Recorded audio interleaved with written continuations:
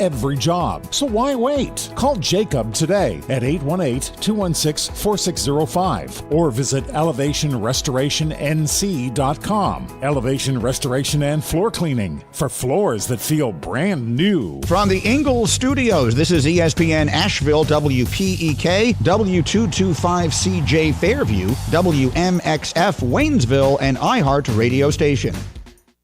Live from the Ingalls Studio. I can't wait to play with myself every day. The Sportsocracy. Damn the devil to hell! Let the big dog see!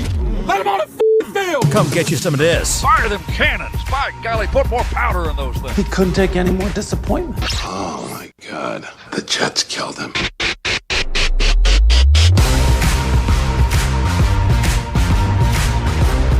And welcome into the Sportsocracy on ESPN Asheville, 92.9 FM, 880 AM, and 1400. The Sportsocracy is heard everywhere you go on the iHeartRadio app, and we are seen everywhere on YouTube. Just go to thesportsocracy.com, click the live video link, subscribe to the channel, join us in the chat for Power Rankings Tuesday. A little gusto in that one. I like it. He was so enthralled with that Thursday night football debacle last night. That was Monday Night Football, first of all. Monday night. Second of all, I have a question for you. Yep. Is this how you feel every day?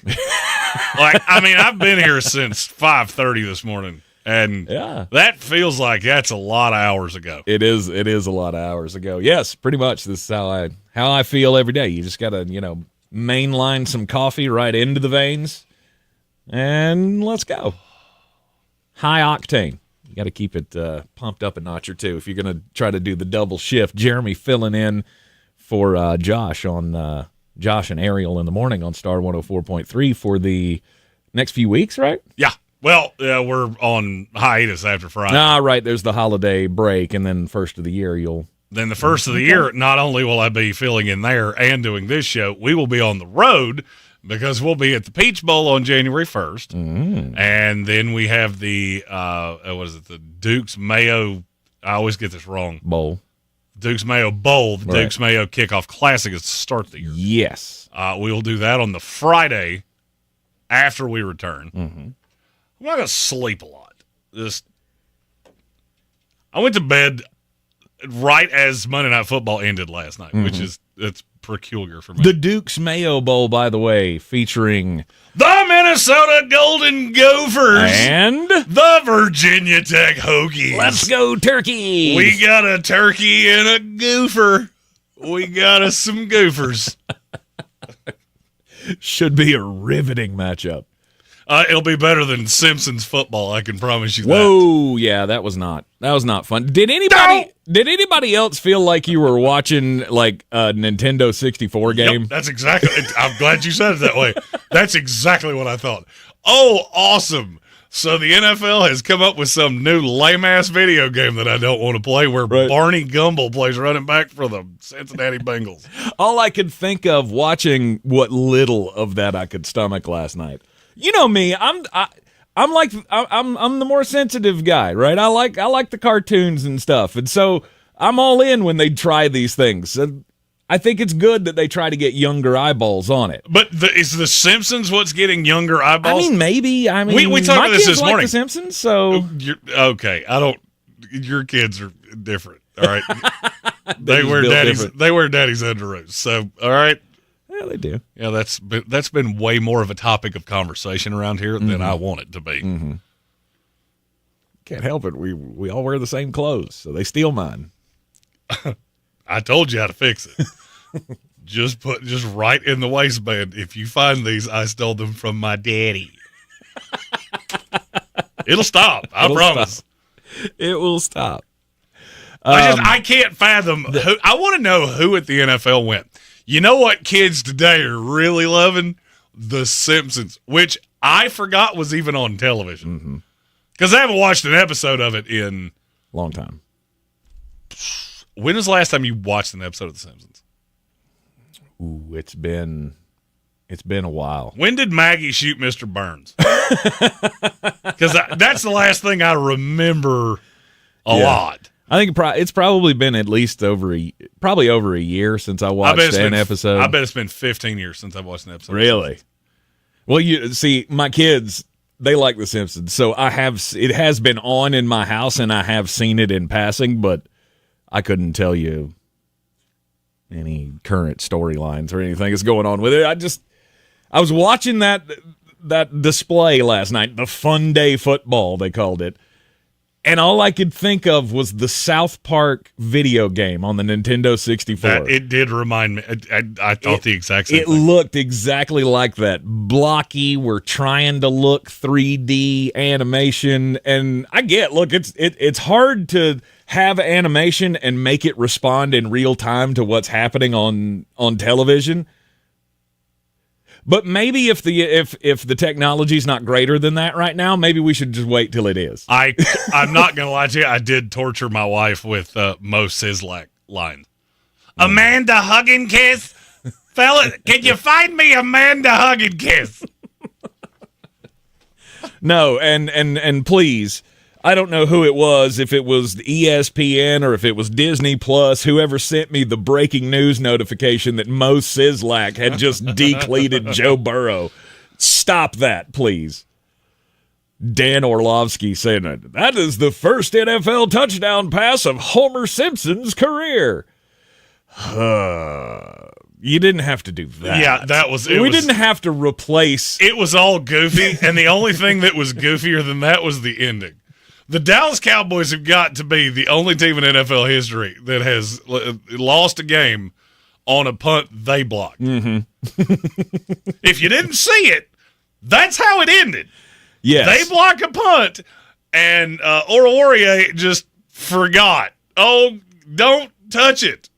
Ever. That is the wrong decision, and we learned that from Leon Lett on Thanksgiving in 1997. Right. The kick goes forward, it gets blocked at the line, it goes up in the air, Dallas Cowboys defender, or I guess receiver, touches it, bobbles it, and oh wait, that's a live ball, guys. Can I just state for the record, that's a rule that doesn't come up very often. It's also the dumbest rule in the history of football. What, that a block kick is a live ball? Yes. Block kick should not be. What is the purpose of that? So it's not, they touched it because another player on the team's already touched it. Mm-hmm. Well, as soon as it goes across the line, it's a live ball. Except it's already been touched. That's stupid. I did the good thing and blocked it. It's dead. Mm-hmm. Just call it dead where it drops. No, now I got a chance to score 6 out of that. That's stupid. But getting 6 off of a block kick is stupid. That's a great play. No, if you want to pick it up and run with it, that's fine. But, we touched it, and it's a live ball, and the team that just had it 4th and 27 gets it back. When they did nothing right. You did everything wrong, and you still got the ball back. Okay, that's a thing, I guess. I don't understand that. Micah Parsons after the game telling the media that I don't know what's happening right now. We're cursed. Maybe we just got bad karma or I know what. what's happening. You are awful. If the New York Jets and the Dallas Cowboys played right now, they'd both lose. I don't know how it would happen, but it would. Mm-hmm. Because that is two teams that are allergic to winning football games. It's the exact opposite problem teams like the Kansas City Chiefs have. Weird how that happens. Winners win, losers lose. Exactly. The Dallas Cowboys and the Cincinnati Bengals are both losers. Later today, we're going to have our daily draft of best wide receiver quarterback combinations in the NFL. I feel like whoever gets the number 1 pick, you shouldn't have to think that hard. No. And that selection played last night, and it was not mean God. Are you kidding me? CeeDee Lamb. He's incredible. Unfortunately, he has Homer Simpson throwing touchdown passes to him. No! See, that's how bad Cooper Rush is. They put Homer Simpson in to play quarterback last night. I'm legit angry that all right, we just did a Simpsons crossover with the NFL. Mm-hmm. They showed Jerry Jones last night. I saw him.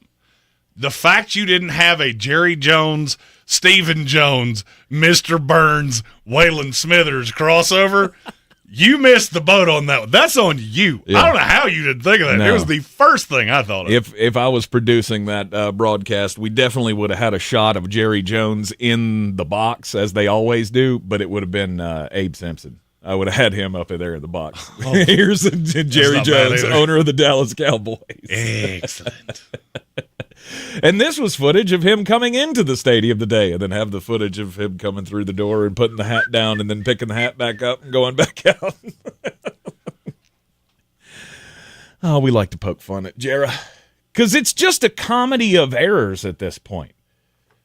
Every week it gets worse and worse and worse. I had to ask our good friend Ray Stajic of the Weather Channel this morning, so did you stay up to watch that god-awful mess last night? Thankfully, he didn't, and I hope if you're a Dallas Cowboys fan, you didn't either, because it's games like that break your spirit as a fan. Oh, no, last night, I can only explain this one way. Last night was like sitting through Christmas dinner with a slew of family members that you don't really like, just because they got you a gift.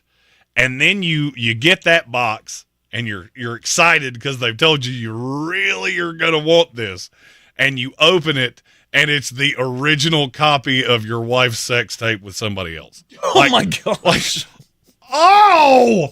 You're right, I do want this because I don't want it disseminated amongst the masses, but that's not a gift. Good Lord. My brain's... That went to a brain's a dark place. Yes. Especially when it's been awake since it was dark outside. Yes.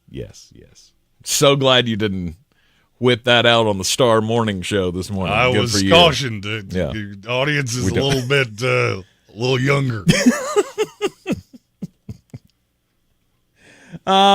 Cincinnati Bengals. Obviously, what? I will say, doing that show this morning, the number one thing I missed was the ability to, in live time, see people respond to the things I say.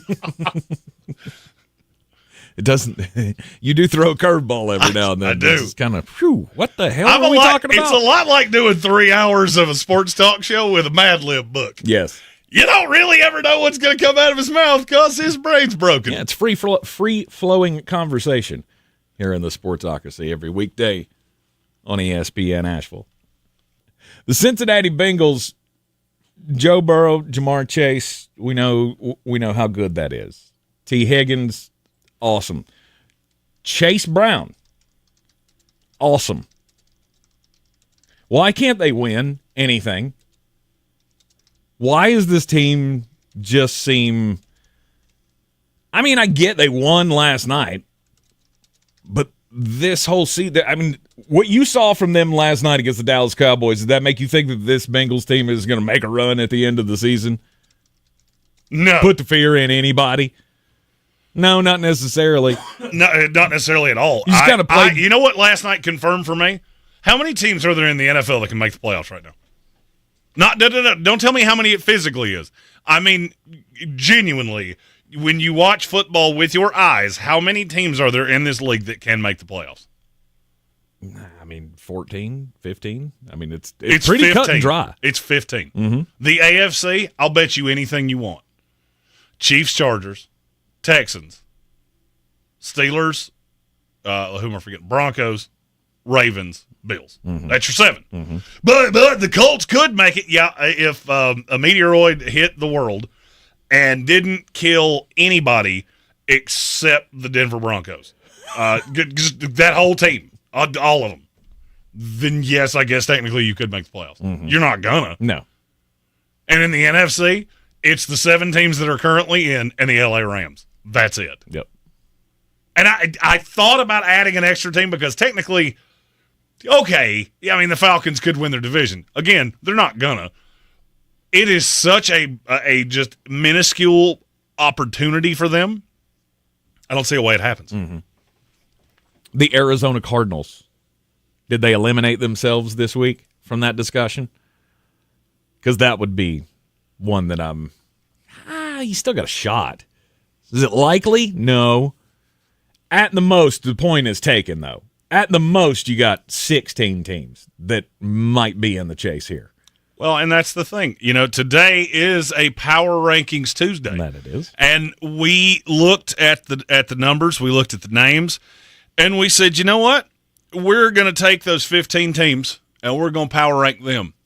And then the other 17 teams in the NFL, we're going to give you a college football player that you need to get to know because the declarations have started today of who's going to be entering their name into the 2025 NFL Draft, which means it's not just Christmas. Draft season is upon us. It's the most festive time of year when Drafty Claus decides what he's going to bring you. Draftmas, time is here. Time for joy and time for cheer. We've been good, but we can't wait. I don't remember the words of this song. Hurry, Draftmas, don't be late. There it is. There you go. You watch cartoons. I was too busy trying to see. Thank you, guys. Sorry. I'm a 37-year-old man, all right? It's been 32 years since I watched a cartoon that wasn't South Park. Or The Simpsons for a limited period of time. You're in the Sportsocracy, and this is ESPN Asheville. We have our first Super Chat of the day. Okay, Super Chat time. Here comes the money. Here we go. Money talk. Here comes the money. From Sir Jimothy, Jerry is Mr. Burns, not Abe Simpson. Also, Dallas Cowboy fan, did not watch a second of Monday Night Football. I don't blame him. I didn't watch much of it. I watched the new episode of Landman, which is so good. Mm-hmm. And we watched something else, and then I went, oh, yeah, there's a football game on tonight. So I watched the second half. And next week, at least we get an improvement, because next week we get 2 Monday Night Football games. And of the 4 teams playing, one of them is good. Oh, yay. It's the Minnesota Vikings and the Chicago Bears. Woof. The Atlanta Falcons, and I want to say the Colts. Don't like it. Gross. Oh, it's awful. You. They showed the graphic twice, and I went, holy Lord, you could combine those 4 teams into 2, and you still wouldn't have 2 good games. Mm-hmm. It's worse than I thought. It's the Falcons and the Raiders. Hot. How hot is that? It's so hot. It's wow. Wowzers. Mm-mm. That's not good. And see, this is the time where I think we could all just say, screw the fans. Flex that. I don't want to see that on my television at all. You bury that on a 1 o'clock on Sunday afternoon. Give me anything. You give me that one at 4 p.m. on a Thursday, and I'd be just fine with it. I don't need that. You could play that at 2 a.m. when no one is watching. You're in the Sportsocracy, and this is ESPN Asheville, 92.9 FM, 880 AM, and 1400. We got another Super Chat we'll get to when we come back from the break. Everyone felt the impact of Hurricane Helene. At Crossville Studios, they're helping to rebuild what was lost. Right now, get deeply discounted flooring starting at just 79 cents per square foot. From porcelain and hardwood to vinyl, Crossville Studios' wide selection means something for every home and budget. And their friendly team is happy to assist you in the process while you restore your home. Visit Crossville Studios in Asheville at 15 Design Avenue in Fletcher to see how they can help.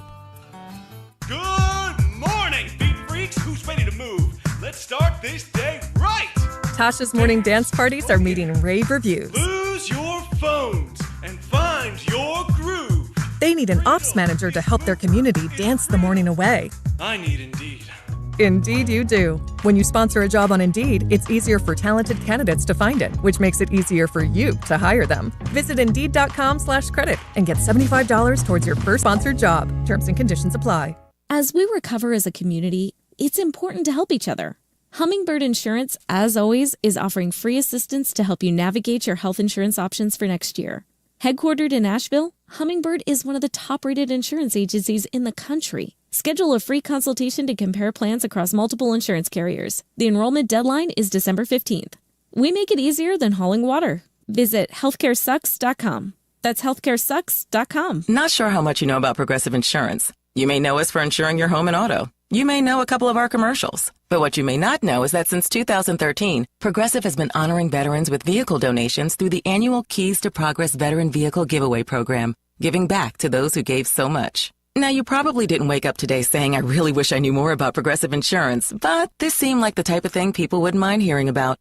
Find out more about how we're dedicated to our customers and communities at Progressive.com. Progressive Casualty Insurance Company and Affiliates. Shop limited time deals on last-minute gifts now at Lowe's. Save $50 on a Werner 6-foot aluminum step ladder. Plus, get select Craftsman V20 tools for only $39. Offers valid 12/5 through 12/11 while supplies last. Selection varies by location. This is J.W. Whitley, General Manager at Parks Ford of Hendersonville. I would like to introduce you to some of our very own Parks community heroes. Like Eric, who hosted the football team to support their neighbors and begin the cleanup efforts. Like Jeff and Chris, who led a fleet of Ford commercial vehicles throughout the night, delivering supplies with emergency services to all corners of the county and first responders. Nominate your community hero at parkscommunityheroes.com. That's parkscommunityheroes.com. Experience the Parks Promise today at parksfordhendersonville.com. The Ingalls Giving Tree benefiting Manna Food Bank will be at the Asheville Mall. Bring non-perishable items to the donation barrels at local Ingalls locations or donate online. Join Ingalls Markets, iHeartRadio Asheville, WLOS, and the Asheville Citizen-Times so Manna Food Bank can fill empty plates this holiday season. When you get tired of freezing your can at the tailgate, maybe it's time to ring in a new season. Tailgating season. Wherever you are, whatever the forecast, with good old ale, it's the perfect way to kick off game day. From Red Cup Revelry to just kicking it solo, you can't go wrong with Dale's Pale Ale, Dale's Light Lager, and Dale's Easy IPA. Honest ingredients, no BS. Drink responsibly, and we'll see you at the Tailgate.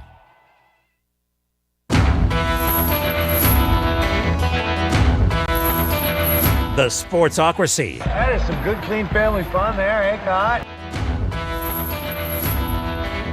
It is ESPN Asheville. This is the Sportsocracy. And, hey, yeah, Jeremy, so apparently they've done a New York sack exchange 30 for 30 that's getting ready to come out. Let's go. 32 minutes ago on the ESPN page, they released the trailer on the Jets page, so go check that out.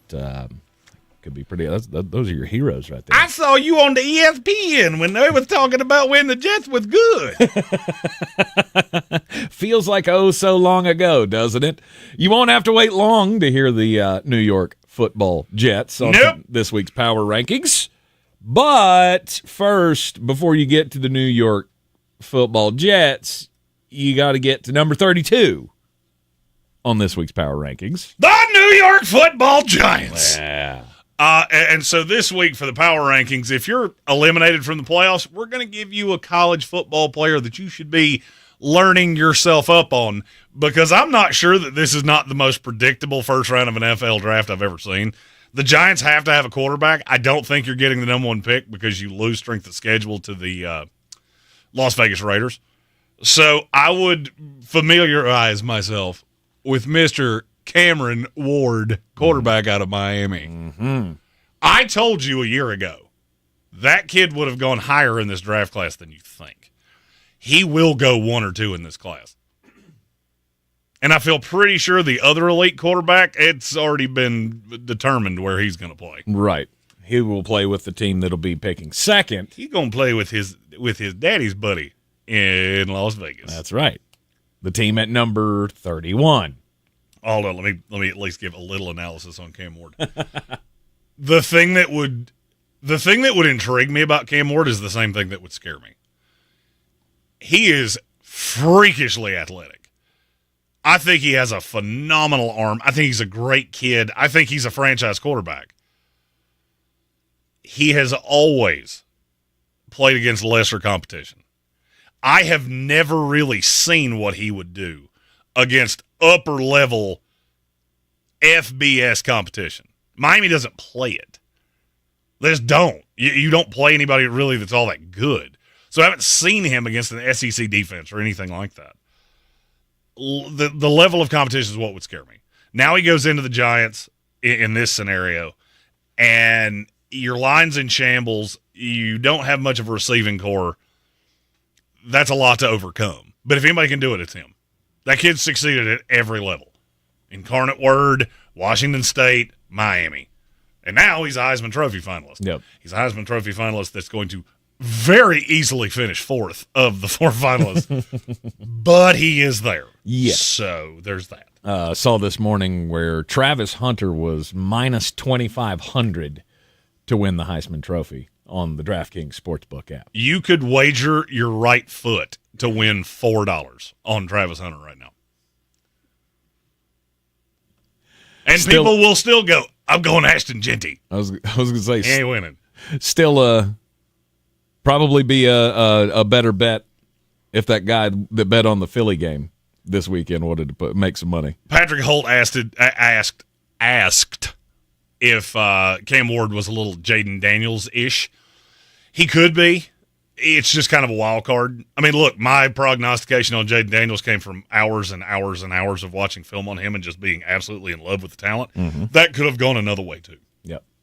All right, so New York Giants fans looking at Cam Ward possibly at quarterback. And then number 31. The Las Vegas Raiders. The Las Vegas Raiders will go after Shedeur. Shedeur Sanders, quarterback out of Colorado. Shedeur is the most talented quarterback in this draft class. He is also the riskiest because the most basic parts of playing quarterback in the NFL he struggles with. He still turns his back to the line. He steps out instead of stepping up. All of the things that you look at a quarterback and go, these are things you should have learned in high school. Why are you not doing this now? It's because he's been the most athletic player on every field he's ever played on. So he tries to use athletic ability. The funny part of that is he almost never runs.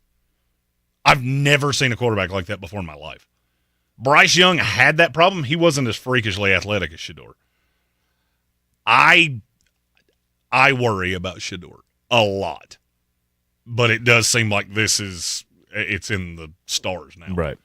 That Dion has already said, come get my kids to Antonio Pierce. The Raiders need a quarterback.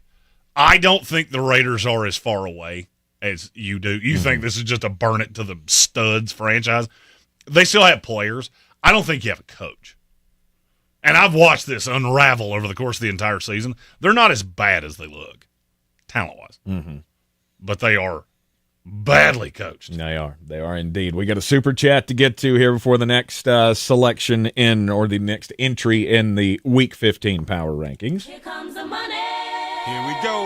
Money talk. Here comes the money. Money, money, money. And it comes from Red Sea, who says, please, oh drafty clause, give Arizona an edge rusher. I will tell you, it is an edge rusher. You're just not on the board for.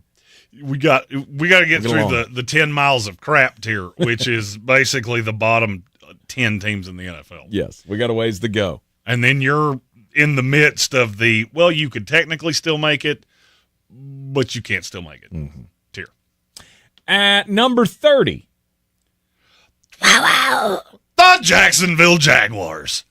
Will Johnson, cornerback out of Michigan. Mm-hmm. Well, this is why old drafty clause tells you every single year, you want to be competitive because you don't want to get just freight trained, but you also don't want to win games because you know what, that little win over the Tennessee Titans that made you feel warm and fuzzy for 15 seconds, you know what that did?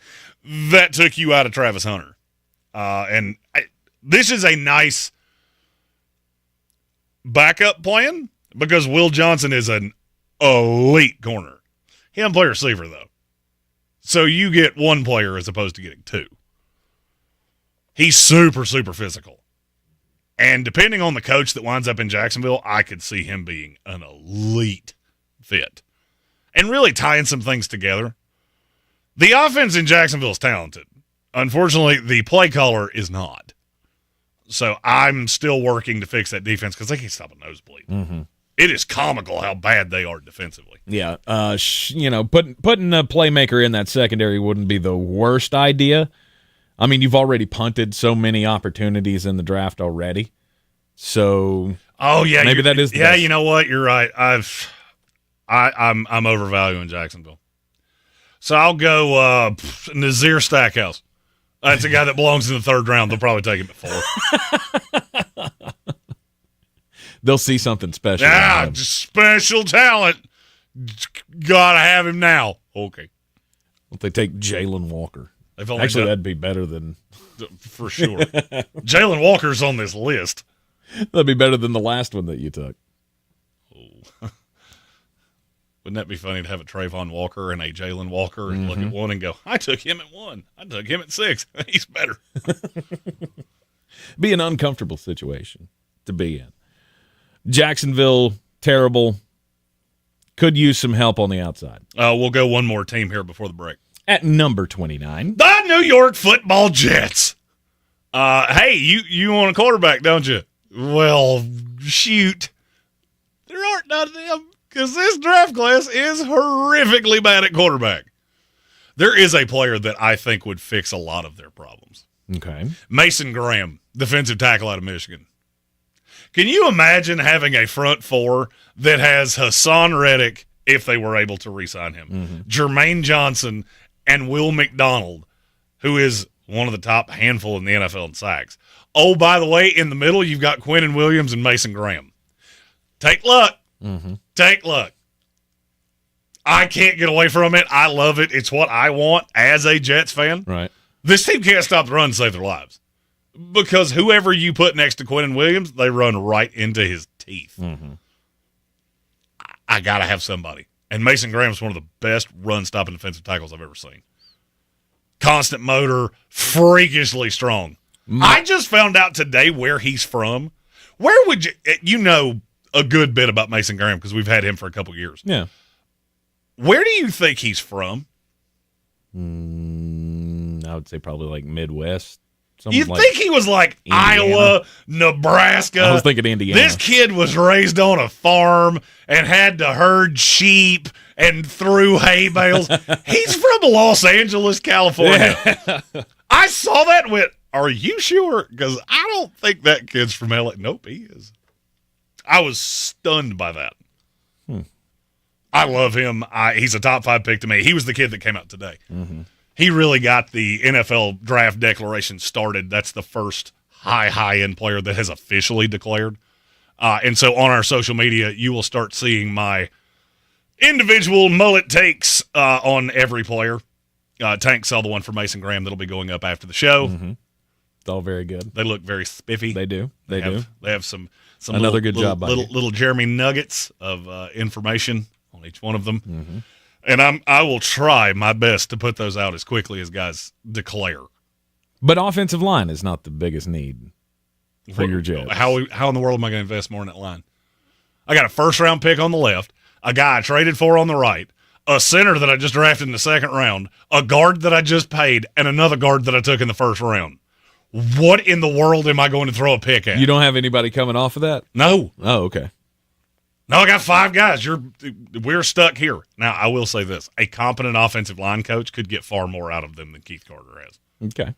All right. Mason Graham, defensive tackle from Michigan for the New York Football Jets. You're in the Sportsocracy, and this is ESPN Asheville, 92.9 FM, 880 AM and 1400. We'll continue with Week 15 Power Rankings up next. This is your Exergen Temporal Scanner weather forecast on ESPN Asheville.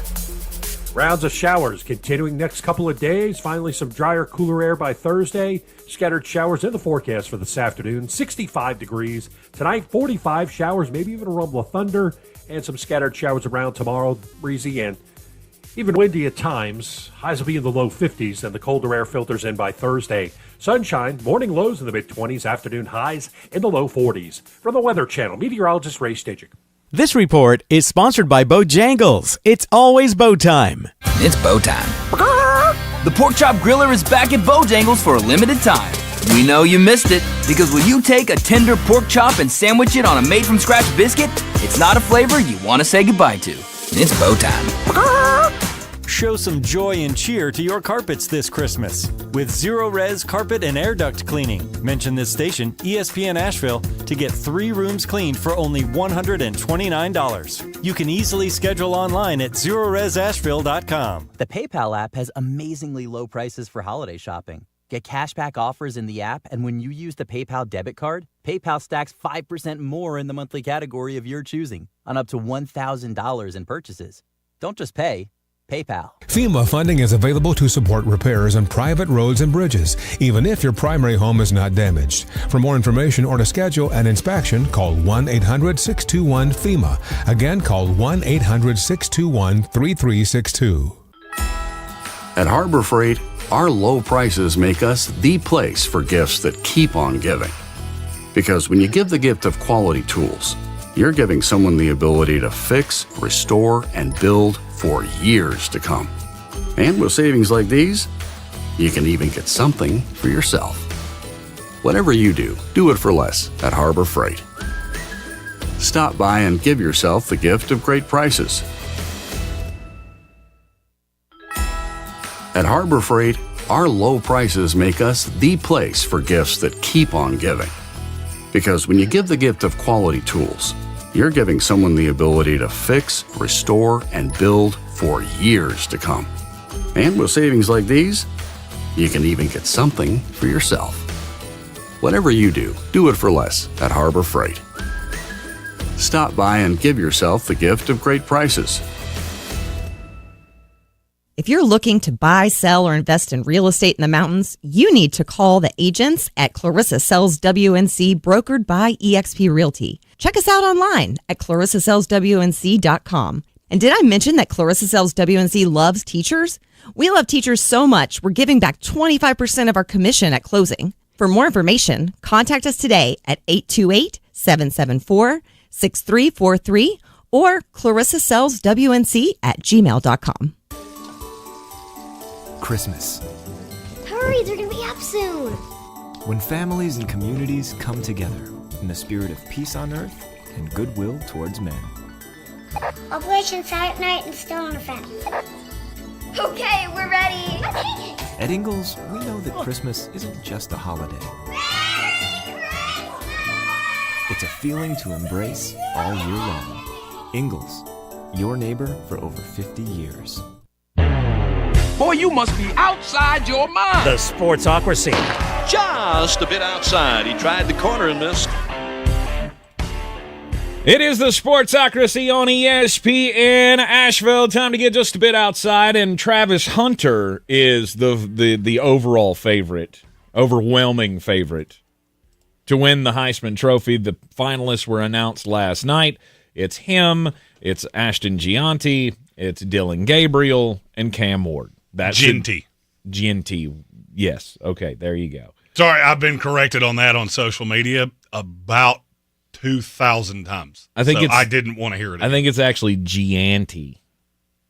You'd have to tell him that because he said it's Ginty. I'm going to eat his liver with some fava beans and a nice apparently Gianti. He's been very dogmatic that it's Ginty. Okay, well, Mr. Ginty. That or he has 4,000 family members that really like living on our social media. You're saying it wrong. I don't care. We don't care. Did I call him Anthony Hopkins? Okay, then you knew who I meant. And then Cam Ward. That should be the order of finish there. Right, Ashton will be second, Dylan will be third, Cam will be fourth. I would say so, yes. Travis Hunter has a huge future in front of him. Obviously, he's made himself quite a lot of money in college. There's the big NFL contract coming as well. And before that all happens, he's going to get married. And his head coach has one big piece of advice for him. Don't. Prenup. Oh. So you have to get a prenup. Somebody has dug up like a YouTube video that came out with him and Shador and Travis when they were at Jackson State together. And in the video, they're walking around and he's talking about Travis's new girlfriend. He thinks he's up and got married without telling anybody. And he said, no, I ain't got married yet. He said, I'm going to be your lawyer. I'm going to draw up your prenup, and it's going to be about that thick. And he did that thing with his fingers where it's a lot. Look, who said that Deion Sanders can't have some good advice for the children that he brings under his wing at Colorado? Feel like he's been around the block a time or two? Maybe you need to listen to that part of Deion's tutelage. Prenup. My story is about the New York Giants. Have you heard the latest conspiracy theory with the Giants? No. Do you know, does the name Ava Louise mean anything to you? No. She is a model and content creator, which, by the way, I love that we've gotten to a point where that's treated as though it's a job. Mm-hmm. She's an OnlyFans model. she shared some screenshots on her social medias of a message that she got that said, basically, if you do me, the verbatim was, if you do me a solid and flash the Saints to distract them, got 2 free tickets to the game for you. She asked how he had those tickets. He said, I play for the Giants. I got you. We don't know who the player is. We also don't know if this is true, but there is a picture of her at the game. And allegedly, she may have shown off the old T-Taz Really? to the Saints. So earned her tickets. Well, I mean, I won't be 100% honest with you. These are NFL players. I've been around these guys enough. 1-8 ain't distracting these fellas. Okay? Now, if you had brought 3 of your friends, then maybe we could talk. But that's not the way you distract NFL players. Because that probably got one guy to go, hey, look, boobies. And that was the end of it. Well, I mean, when Cade York can land a Dallas Cowboys cheerleader. Good Lord, I've never been so tired of a story in my whole life. What did they tell it last night? 40 times? Did they? I don't care. Well, it's just karma, right? It was just in the cards that he's making his debut, and she's here, and he's here, and look, they both have jobs. Oh, shocker! Andreas Pinckney, that's points. Saints players are at Mardi Gras every year. You're not showing them anything they'd ever seen before, right? That's a point that I've yet to hear anybody make, and that's a pretty solid one. That's one of the most sound points that has been made. That would be like showing them to me. You just never met my wife, have you? Oh, okay, yeah. Sorry, I didn't even get me to break stride. Here comes the money. Here we go. Money talk. Here comes the money. All right, we got a super chat from Matthew Hoffman relating to your Jets pick there, Jeremy. He says, with your Mason Graham pick for the Jets, do you think that they are still convinced that Jordan Travis is the guy that they want to roll with as their next quarterback after Aaron? Is convinced of it? No, I don't know that you're going to have a choice. This is going to sound a little crazy based on how bad things have been. I'm not sure Aaron's not coming back. I'm really not. Because, unfortunately, this is already going the way that I told you it was going to go, which is the last 5 weeks of the season, Aaron's going to look really good. He did against Miami. Missed a wide-open Garrett Wilson, but it also didn't help that the second he snapped the ball, there were 2 Dolphins in his ear hole. I don't know the answer to that right now. I know they're really high on Jordan Travis, and they're not really going to be in a position to draft another quarterback without reaching aggressively. And I don't think a new GM's doing that. I'm not tying myself to one of these guys. I mean, I don't have a 3rd-round grade. I have no 2nd-round grades. I have no 3rd-round grades. I have 2 ones. Cam Ward, Shedeur Sanders. And then it's a drop off a mountain. That GM job search is probably one of the most interesting in a long time. Because what do you do? It's not as interesting as you think. Really? And as we get closer to the end of the season, I'll tell you why. Okay. All right. I'm just thinking, like, you're putting whoever comes in a hell of a spot with the quarterback situation that you do have. But, I fully believe that job's already been decided, but we'll talk about that a little closer to the offseason. Right. Story for another day. Let's see. We did have another super chat here. 2 of them. Here comes the money. Here we go. Money talk. Here comes the money. Sir Jimothy said every head coach of the Dallas Cowboys always seems to be the Smithers to Mr. Burns, a la Jerry Jones. Monty Burns has 10 letters. Jerry Jones has 10. It tells itself. Here comes the money. Here we go. Money talk. Here comes the money. It is a lot less creepy than my comparison of calling Smithers his son, especially if you watch that show for any period. 100%. That was pointed out a few times too, and I didn't think about it. Yeah, don't do it that way. Sorry. Rob Johnson, is Luther Burden the best wide receiver outside of Hunter? No, he's not, and it's ironic that you asked that based on the team at number 28. The Tennessee Titans. You just do it yourself. I did. I grabbed the reins. Driving to Slay tonight. You got it. Teeter Owen McMillan. That's the best receiver in this class. He's a better receiver than Travis Hunter is. He just doesn't play corner, too. Anytime I've got a 6'5", 210-pound wide receiver, he reminds me so much of Mike Evans, it's gross. That's the comp to him because he's so big, he's so physical. The only thing that makes me a little nervous is that I have never seen him against really physical defenses. Obviously, Arizona wasn't as good this year as you thought they would be, but it wasn't his fault. Mm-hmm. Tyrell McMillan is a dog. I am dumbfounded that he stayed at Arizona. In the era of the transfer portal, there's no telling what that kid could have gotten had he transferred out last year when Jed Fish went to Washington. But I love the idea of having him because I think Tennessee's pretty well stuck with Will Levis for another year. I don't really see a way they're getting to Cam Ward or to Shedeur. Right. And you roll with Will, you got Calvin Ridley, you got Tito Roa McMillan. That's two pretty good targets. Yep. That's going to keep defenses off of you because McMillan's difficult to scheme against. Well, does Tennessee make a play for another quarterback is the question. A veteran. I would say they make a move on. It could be Daniel Jones. I've actually heard several names with them. They could try to make a move on Gardner Minshew, somebody that's going to come in as the backup, but also be the escape hatch on Will Levis. Kirk Cousins, he might be available. Have you seen the trending number of fans that have tweeted him or messaged his Facebook account of, "Hey, bro, how about that $100 million you owe us?" It's not a good sign. No, you knew at some point that bill was going to come due. Our next team at number 27, the New Orleans Saints. Luther Burden. The thing about Luther Burden is, with the ball in his hands, he's phenomenal.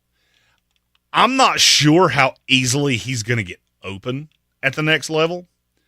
He's a little short. He's only 5'11". He's pretty fast, but he's not, I don't think, special fast. Luther Burden, to me, has two potential outcomes. He's Deebo Samuel or he's Laviska Shenault. There's really no in-between. Because Laviska's always been good with the ball in his hand. The problem is it's impossible to get to him because he can't run a route. Luther Burden is better than that. I'm just not sure he doesn't come into the NFL and just get absolutely annihilated by physical corners. The way that you kind of alleviate that is have him playing out of the slot next to Chris Olave. Do you go Kevontae Turpin with him? Just get the ball in his hands. I was about to say, I don't like know how what they that were, means. like how they were. I mean, how Dallas has done with Kevontae Turpin of just they're using him in the Debo role of just however I can manufacture touches for you. I hate when people say things like that to me. What? Do you know how many touches Kevontae Turpin has all year long? I don't know. I feel like he had at least half a dozen last night. He has 8 carries on the year. 8. He has 26 catches. He's touched the ball 34 times all year. No, I think Luther Burden's going to have a significantly bigger role as a guy that goes in the first round. Kevontae Turpin is just a gadget. He's so fast, and he's so good with the ball in his hands. He's nothing like Luther Burden. Burden is a legit receiver. You're just going to have to build the team a certain way because he's not a polished product. They do not play a pro-style scheme at Missouri. His route tree is limited.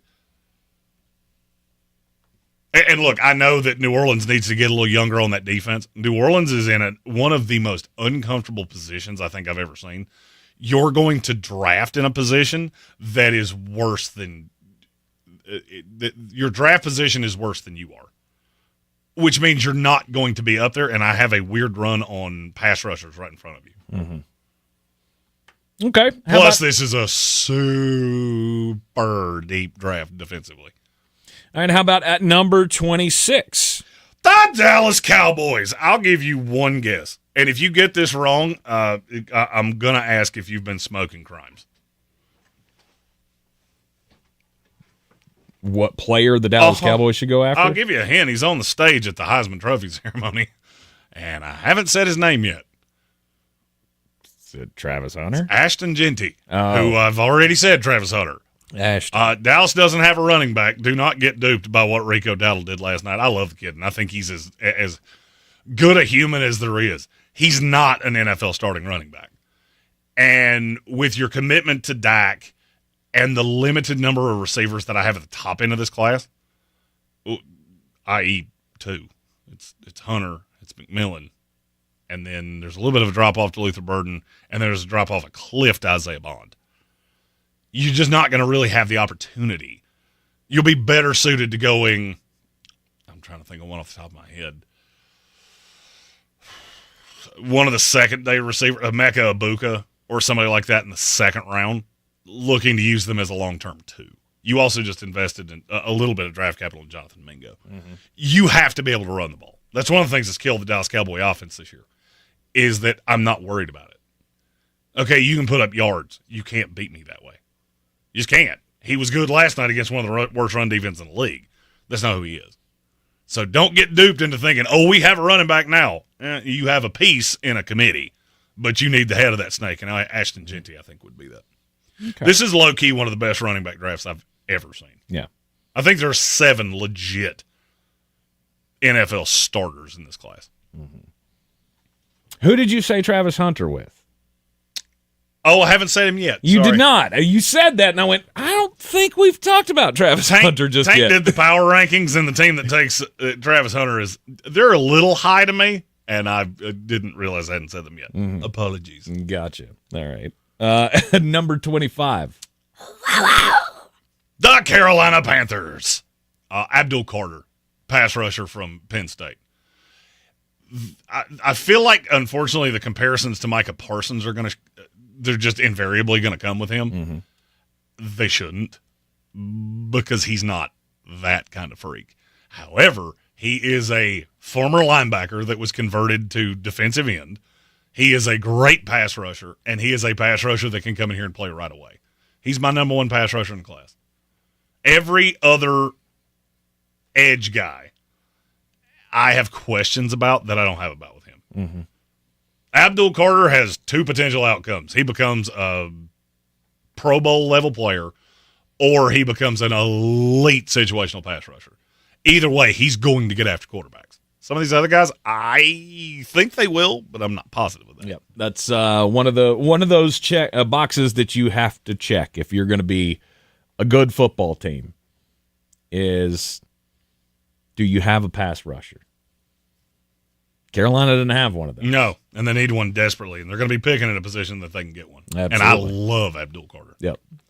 At number 24. The Cleveland Browns. The next mock draft I see that doesn't have them taking this guy, I'll let you know, but so far I'm batting 1,000. It's Will Campbell, offensive tackle out of LSU. Okay. I always laugh when we have these guys. And this is different, and I know this comparison is coming, to what I said about Ike Mekwonu. Oh, he's a guard, he's a guard, he's a guard. Mm-hmm. I think Will Campbell's a tackle. His fallback is that he would be an elite guard. Not a good one, an elite one. And so I don't really care. I need both. I'm going to start him at left tackle because I don't really see a way Jedrick Wills is coming back to this team. Oh, yeah, by the way, you remember when I tried to tell you on that? Oh, he was so good as a rookie. Mm-hmm. Then what? Then what happened? I'm the king, you best not miss. And I got some nasty messages from Browns fans on that. Will Campbell is borderline can't miss. Okay, he's not. I think we've gotten into a point where he's been in the lexicon for so long that we're nitpicking everything he does. And you're dinging him on things that I could literally ding every other offensive lineman in the class on. And it's just because you've been nitpicking his film for so long. Mm-hmm. I think he's an elite prospect. He kind of reminds me of Rashawn Slater. I can't tell you exactly where he's going to slot in, but I can tell you he's going to be real good wherever he slots in. And he just keeps going down boards because certain teams think he can only play guard. Mm-hmm. Meanwhile, we had, his name just went right on my. J.C. Latham went to the Tennessee Titans to play left tackle last year. So I would be remiss if I didn't say not everybody feels that way. Will Campbell over Kelvin Banks. Yes. It's close. And it's ironic you said that because what's the next number on the list? Number 23. The Chicago Bears. Kelvin Banks Jr. out of Texas. Yeah. I knew it couldn't be long. The only knock on him, he could be special. I mean, there are people that think Kelvin Banks could be Jonathan Ogden. Mm-hmm. There are not a ton of those, but they are out there. The knock on him is that Texas offensive line is so good that there are possibilities that it could cover up some of his deficiencies. I don't think that's the case, but if you were talking boom-bust potential, Will Campbell's got a 10% chance to bust out. Kelvin Banks is closer to a 30. Will Campbell probably has a 30% chance to be a true boom. Kelvin Banks probably at 50. No. You're in the Sportsocracy, and this is ESPN Asheville on a Power Rankings Tuesday, Week 15 Power Rankings. The back half here, we're focusing all on who these teams that are just fighting for draft position now. You're out of the playoff race. Just lose, baby. If you play a team that's trying to get to the playoffs, I literally, short of running backwards, you should do everything to lose. We'll be back with more matchmaker here, in a sense, with Flo Stradamus picking the prospect that should be at or near the top of your team's board here in the Sportsocracy. We'll be right back. Life insurance. Why are you putting it off? Can't afford it? Too much hassle? Think you don't need it? There's lots of excuses for putting off life insurance. But if you weren't there, who would pay the mortgage and other bills? With Ethos, you could be covered in 10 minutes and boom, family protected. Ethos, fast and easy online term life insurance. Up to $2 million in coverage with no medical exam. Some policies as low as $1 a day. Answer a few health questions and get your free quote at checkethos.com. That's checkethos.com. Coverage varies by plan. View contracts and exclusions at endurancewarranty.com. If you have a 2004 or newer vehicle that's out of warranty or about to be, Endurance is urgently notifying U.S. drivers about their low-cost vehicle coverage plan designed to save drivers thousands on rising vehicle repair costs. Those who qualify can pick their plan, coverage, and repair shop. Roadside service, towing, and rental cars included. All covered repairs get paid directly to the repair shop for you. Call now for your free quote. Call 800-431-8958. That's 800-431-8958. I knew there had to be a better way to get relief from joint pain aside from surgery and harmful medications. That's football legend and dancing champ Emmitt Smith, who knows a thing or two about joint pain. Turns out I was right. It's called QC Kinetics, and now tens of thousands of patients and counting all across the country, they're feeling amazing. They say, hey, Emmitt, you were right. QC Kinetics zeroed in on a technology that is revolutionizing pain treatment. They are transforming patients' lives. The largest provider of non-surgical regenerative treatments using natural healing properties to help restore and repair aching knees, hips, shoulders, and backs. Call them today for your free consultation. QC Kinetics. I knew there had to be a better way. I love it when I'm right. QC Kinetics. Call QC Kinetics, 828-333-9517. That's 828-333-9517. 828-333-9517. Watching Clorox cleanup spray dissolve tough grime in the shower feels like... Wait, this really just happened? I'm shocked. Underwear and everything? It feels like being able to zip up your overpacked suitcase on the first try. Smooth. With Clorox, clean feels satisfying. Clean feels good. Use as directed. This is J.W. Whitley, General Manager at Parks Ford of Hendersonville. I would like to introduce you to some of our very own Parks community heroes. Like Trent and Doug, whose first instinct was to fill their trucks with supplies and drive to the areas that were hardest hit in those first hours. Like Spencer, who helped build a bridge out of debris to rescue 7 families after the road was washed away. Nominate your Parks Community Hero today at parkscommunityheroes.com. That's parkscommunityheroes.com. Experience the Parks Promise today at parksfordhendersonville.com. Showtime Sports and Mountain Graphics have teamed up under new ownership by an Asheville native to better serve our community with the finest custom apparel and unique branded items at the best price. Showtime Sports and Mountain Graphics can customize whatever you, your team, business, or local group may need through high-quality screen printing, embroidery, and laser engraving right here in Asheville. Free personal delivery within Buncombe County and a reduced delivery fee anywhere in Western North Carolina. Visit ShowtimeSportsAVL.com and MountainGraphicsAVL.com. Your one-stop custom apparel shops. This is your Exergen Temporal Scanner weather forecast on ESPN Asheville. Rounds of showers continuing next couple of days. Finally, some drier, cooler air by Thursday. Scattered showers in the forecast for this afternoon. 65 degrees. Tonight, 45 showers, maybe even a rumble of thunder. And some scattered showers around tomorrow. Breezy and Even windy at times. Highs will be in the low 50s, then the colder air filters in by Thursday. Sunshine, morning lows in the mid-20s, afternoon highs in the low 40s. From the Weather Channel, meteorologist Ray Stajic. This report is sponsored by PayPal. This season, the PayPal app has amazingly low prices for holiday shopping. Get exclusive cashback offers in the app. And with the PayPal debit card, PayPal stacks 5% more in the monthly category of your choosing on up to $1,000 in purchases. Don't just pay, PayPal. When you're ready to go back in the day, Y'all gonna make me lose my mind. check out the all-new Throwbacks 101.1. This is how we do it. Allow me to introduce myself. Asheville's classic hip-hop and R&B. Come on. My son loves to fly kites, but my active psoriatic arthritis can sometimes hold me back. Now with Skyrizi to treat my skin and joints, I'm ready to go. Skyrizi, Risankizumab Riza, a prescription-only 150 milligram injection for adults, helps with less joint pain, stiffness, swelling, and fatigue. For those who also have plaque psoriasis, 90% clearer skin is possible with just 4 doses a year after 2 starter doses. Don't use if allergic to Skyrizi. Serious allergic reactions and an increased risk of infections or a lower ability to fight them may occur. Before treatment, your doctor should check for infection and tuberculosis. Tell your doctor if you have an infection or symptoms such as fever, sweats, chills, muscle aches, or cough, or if you plan to or recently received a vaccine. With Skyrizi, there's nothing like clearer skin and better movement, and that means everything. Ask your doctor about Skyrizi today and visit skyrizi.com or call 1-866-SKY-RIZZI to learn more. From the Ingalls Studios, this is ESPN Asheville, WPEK, W225CJ Fairview, WMXF Waynesville, and iHeart radio station.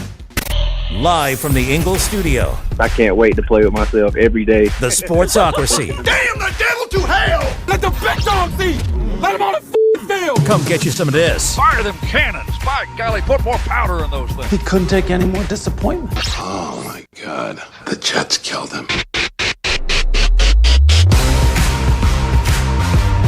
We are back in the Sportsocracy on ESPN Asheville, 92.9 FM, 880 AM, and 1400. This is a Power Rankings Tuesday. We are heard everywhere you go on the iHeart Radio app, seen everywhere on YouTube. Go to thesportsocracy.com, click the live video link, subscribe to the channel. That way you can join us in the chat and you can get your super chats in as well. We highlight those all throughout the program. And today's Power Rankings, it is the start of Draftmas season. Oh, Draftmas tree, oh, Draftmas tree. The names started going officially into the draft. How lovely are thy prospects. Today with Mason Graham as the top prospect, first to put his name officially into the hat for the 2025 NFL Draft. Coming to you live from Green Bay, Wisconsin. Right? This is Yes. Green Bay, right? Okay. Just make sure I remembered that. So, in the power rankings today, we'll talk about all of the playoff contending teams, in the next hour. Yeah, but before we do that, we got to talk about these teams that are basically just looking at the draft right now. Who needs to be at the top of your board? We've worked our way up to number 22 in the Week 15 power rankings. The New England Patriots. It's Travis Hunter. New England is going to have the exact opposite problem of the New Orleans Saints. Your draft pick is going to be better than you are, which is a good thing. Yeah, they're not the third worst team in the league. No. But currently, isn't that where they sit, at 3? Yes. Travis Hunter is a special, special player. And so long as New England loses out, that's where he's going to be playing. Mm-hmm. And I can't get over the idea of him being the number one wide receiver for Drake May and playing on the opposite side of Christian Gonzalez. And just, I hate every bit of that Just as a dare Jets you. fan. Yeah, just dare you. I don't. Okay, so now you can shut down 2 elite wide receivers. Mm-hmm. My concern becomes where does he make his money, and what does that hybrid role look like? Because I think he's destined for it. There's no coach in the NFL that would get that and not use it. So, of course, he's going to play on both sides, but what's the percentage breakdown? What's the risk of injury if you're doing that? Like, how much rest are you getting? Because, I mean, it's not going to be like it was at Colorado, where to start out the season, I think he played in like 99% of the snaps in the first 5 games of the season. That's not happening. He was playing 120 snaps a game. Like, that's insanity. Right. You're not that's doing not that. happening. Yeah, you're not doing that at the pro level. But certain passing situations, you come in as a situational pass coverage guy. You're also the down the field threat on third downs on offense. He'll win the Heisman Trophy. Mm-hmm. He'll go to New England, and he'll probably be an all-timer. I think he is a special, special talent. And not just because he plays on both sides of the ball, because he's really good at both. Mm-hmm. He's a top 5 corner in the country. He's a top 10 wide receiver in the country. We've never seen that before. Yep. At number 21, the Atlanta Falcons. It just keeps getting worse and worse for them. They need to be gooder at football because they're not. They need a new quarterback is what they need. They also need somebody that can hit a quarterback, which is why their prospect is Jalen Walker from the University of Georgia. Mm-hmm. I know what people are going to say. Well, they drafted Troy Anderson, which is kind of the same thing, which is a raw, hyper-athletic linebacker that can play inside or outside. Yeah, you're right, but this one's better. They've mishandled him, and he's dealt with injuries that haven't been great. They've got to have somebody that can get after a quarterback. I said this last year when they took Michael Penix, and I think they're starting to see it my way. All right, you've got this setup with quarterbacks where you're going to have a quarterback for the next 20 years, whatever. I don't really care. You had a chance to win a division this year, and you don't have anybody that can get after a quarterback. Mm-hmm. You ain't got Matthew Judon. He's been one of the worst edge rushers in the NFL. Because, New England knew that he had jumped the shark and got him out of town as quick as they could because they didn't want you to see him. Yep.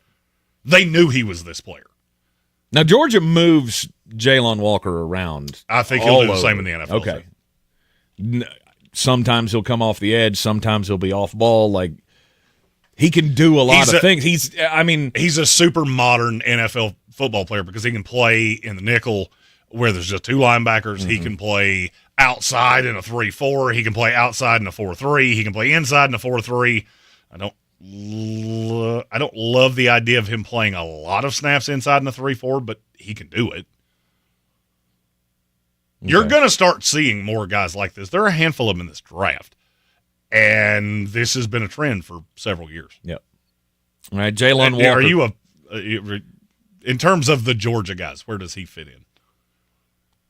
As far as the guys coming out in this draft, he's one for me. Ahead of Mikael Williams. Ahead of Mikael Williams. That shocks me. Because as you said, he's so versatile, and you can mix him up. The right kind of coach could get I think of like him with a Mike McDonald. That could be madness. Well, he's also terrifying. He's also insanely smart. Mm-hmm. Coach's kid. Mm-hmm. His dad was a college football coach, and it shows a lot. Yep. Very good one there. Hopefully he doesn't go to Atlanta. Hopefully he goes to a better team than that. But Atlanta's a good team. They just don't have. They don't have quite enough players. Right. At number 20, this is probably the one I'm the most confident in. The Indianapolis Colts. Confident in the player going there. Okay. Colson Loveland. He's as good of a tight end as you will ever see. And when I say tight end, I mean natural inline tight end. This is not Kyle Pitts, where he's a wide receiver masquerading himself as a tight end. Colston Loveland is a tight end. And he is a more of an old school tight end than I think a lot of people think. He has not had the greatest year, but that's more because that offense is awful. Mm-hmm. At one time, he was over 50% of their passing offense. That's a lot to put on a tight end. And how could that help the Indianapolis Colts? Obviously, if you bring in a guy that can block, he can be in there to pave the way for Jonathan Taylor or help. Oh, and now just be 100% honest with yourself, he's not a great blocker. Help spring Anthony Richardson on the outside, or just be that guy that leaks out and has the sure hands. 10 years ago, I'm not even sure he could have played tight end in the league. That's how suspect of a blocker he is. Mhm. Now, here is why I say he's more of an old school guy. What you see out of guys' ability to block in the Big Ten is way closer to what you're going to see in the NFL because you have so many teams like Iowa and Illinois that they do play more pro-style offenses and defenses. Okay. He has been overpowered at times in the NFL. I don't think he's going to be asked to do that. He is a big-bodied target that is not a hand tip. Just because you see him on a field does not mean that this is automatically a pass. I feel like Indianapolis has got the receivers now with Pittman and Downs and Alec Pierce. You've tried, and I really like Will Mallory. I think he's a good number 2. I've never been really fond of Mo Alley Cox because he is one of those tips that I was talking about. You're not going to see him block because he can't do it.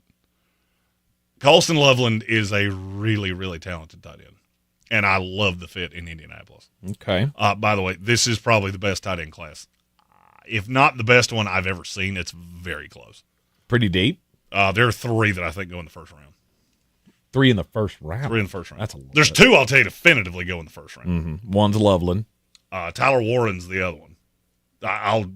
Without beyond a shadow of a doubt, those 2 are going in the first round. Mm-hmm. Harold Fannin Jr. from Bowling Green, don't be shocked. If he doesn't make it into the first round, don't be shocked if he goes in the top 45. Wow. He's third in the nation in passing or in receiving yards. That'd be a big deal for Bowling Green. No doubt. And he's all that. God, that'd have to be close to a record for a Bowling Green guy. I think that would be the highest player they've ever had drafted. Let's go If for not, it's been a long time ago. Right. Week 15 power rankings here at number 19. The Arizona Cardinals. Nick Scorton, Texas A&M. I understand that he has not. The funny part of this for me is that Texas A&M has 2 edge rushers that I think are going to have people using each other against them. Okay. Shamar Stewart's the other one. He's never had more than a sack and a half in a season. Scorton came to A&M and was not as productive as he was at Purdue. And I feel like people are using that to say, well, the competition stepped up and he could. It's also a problem of scheme fit. I'm not going to say he didn't fit Mike Elko. Elko went and got a talent. And I'll figure it out. He never quite figured it out. But I go back to that Purdue tape, and he was, as the only guy that I'm really legitimately worried about, he was unblockable. Mm-hmm. And I feel like he will be the same in the NFL. There are several edge rushers right in this range that beauty's in the eye of the beholder. I think you're going to hear a lot of people like me that rank all of these guys, and you're never going to hear them in the same order twice. I like Scorton a lot. I like Abdul Carter a lot. I like one more a lot that we're going to talk about in a minute, and then there are a few others that scare me. Okay. Like the one that's coming up next. At number 18. The San Francisco 4th and Niners. It's Mikael Williams. If there is a team in this league that can take a shot on can my defense get the most out of a talent, it's probably San Francisco. Mm-hmm. Mikael Williams may be the most talented edge rusher in this class. Do you disagree with that? You watch him week in, week out. I would. I mean, yeah, I would probably agree with that. Now, notice I did not say production. I said natural talent. Right. As a guy who has watched a lot of his college career, how would you describe him? He is a beast. He is hell on wheels. He gets back there, but he doesn't always get home. I was about to say, there's a butt coming. He's the Jadeveon Clowney of the Georgia defense. He's back there. You see his number all the time, but it's not always where you would want it to be, which is racking up the stats. We've had this discussion about a lot of Georgia defenders over the last few years. 5 sacks on a season doesn't look like a world beater. But you got to consider all of the other things that he brings to the table. The disruption that he brings to the table, to me, is top level.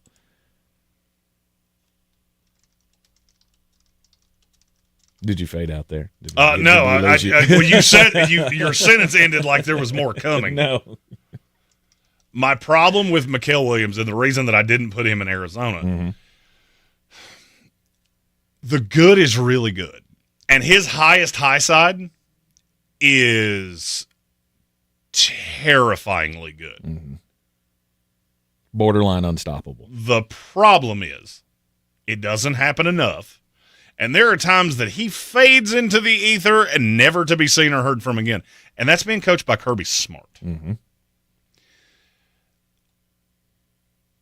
I worry that he's always going to be the freak athlete that you never see it out of.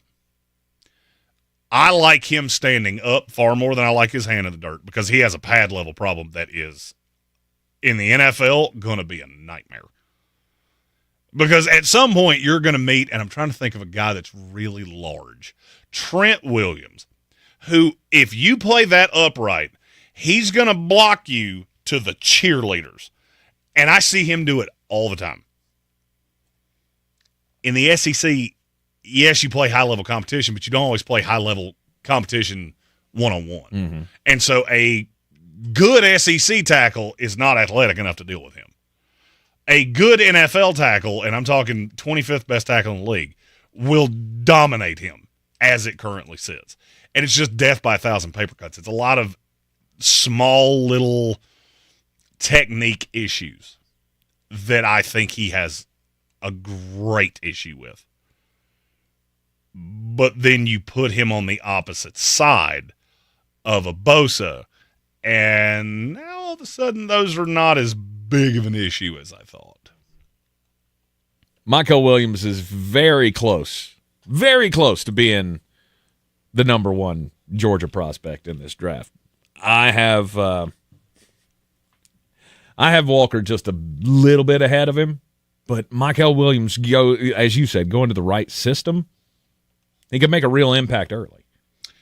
Something I want to cover. Red Sea said this in the YouTube chat. He was not in love with the Nick Scorton pick for his Cardinals. You got to understand, just because you play a 3-4, that does not mean that you're going to reach for a 3-4 outside linebacker, because I'm just going to be honest with you, there's no one here. The one that I think you're thinking you would take, when you find out what team he went to, you're going to understand why he was not a possibility for you, because they pick ahead of you. I had to do this in order of draft order, not in order of where we have them in the power rankings. Right. So that's why. And I do think Scorton to me is just, he's that body type at 285 pounds. You can do so many things with. I said this about Darius Robinson last year, who oddly enough, guess where he plays. You can do so many things with him that I don't necessarily worry about. Well, he's not scheme versatile. No, he is. He's just not that one thing that you're looking for. You're looking for the guy that stands up. I hate to tell you this. Every single one of the standing up guys have a red flag that you could cover Bismarck, North Dakota. I was about to say Idaho. With. And if the better player falls to me later, I'm okay with that. And I'll just figure out where to put him. I'm also not a guy that's beholden to, I can only do this. The Arizona Cardinals are not a 3-4 defensive team. Right. With your talent. But what do I know? All right, do we want to hit one more for the break here? We can. Round out the bottom half of the league in the Week 15 power rankings at number 17. Benjamin Morrison, cornerback out of Notre Dame. Who's the team? At 17. I would help if I said that first. The Miami Dolphins. Okay. Now, who's the pick? Benjamin Morrison, cornerback out of Notre Dame. He got hurt, and I think people are just going to kind of forget about him. I had him as a top 10 guy. And Miami, I get it. Kendall Fuller's been okay at times. And he has not necessarily been your problem. Your bigger problem has been that guys out of the slot are eating your lunchbox. See Garrett Wilson. I understand all of that, but you still have a problem on the outside too. Just because it's not getting picked on as much doesn't mean it's not a problem. And if I'm picking and Miami's going to be in the middle of the teens, if I can if I can get a top 10 pick that fills a need, I'll figure out the other side of it. Here's what I mean by that.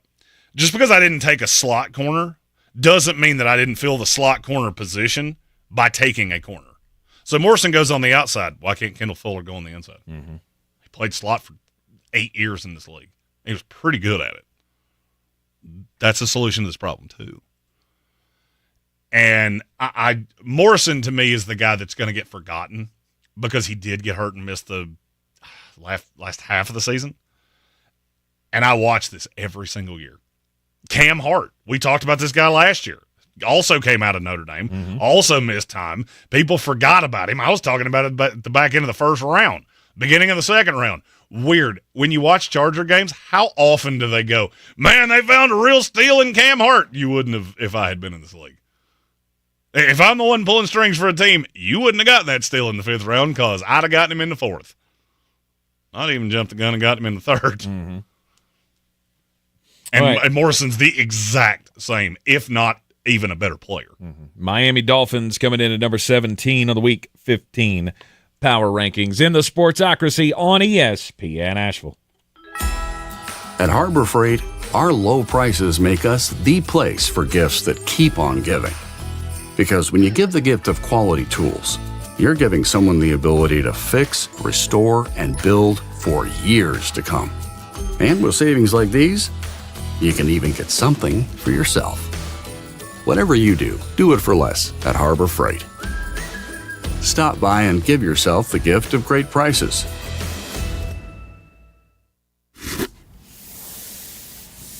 Using a Clorox disinfecting wipe on your coffee table this cold and flu season feels like...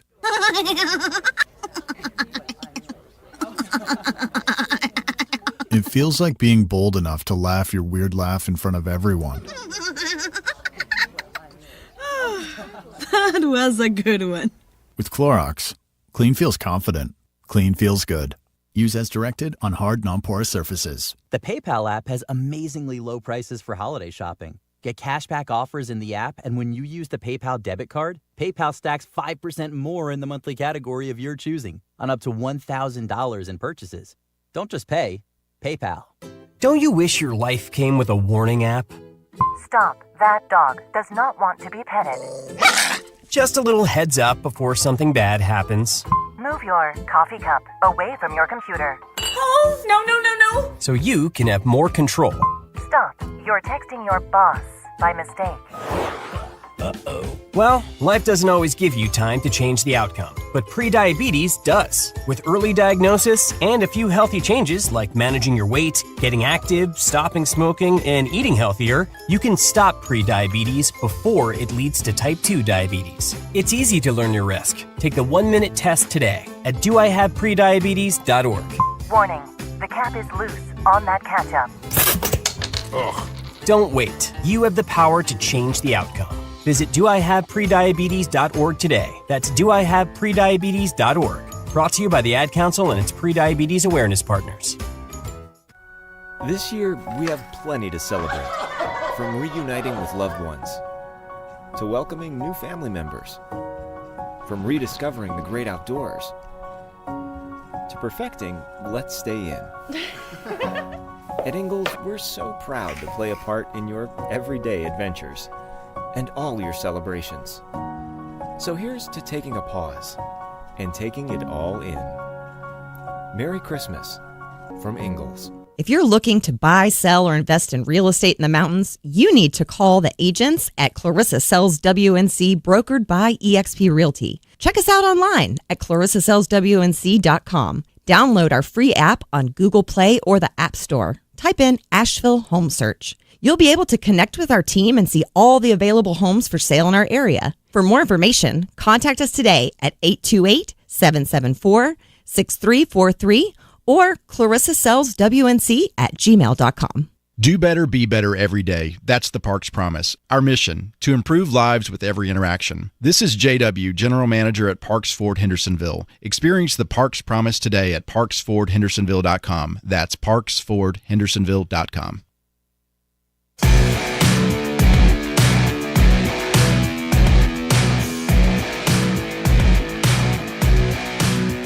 The Sportsocracy. What are you people? On dope?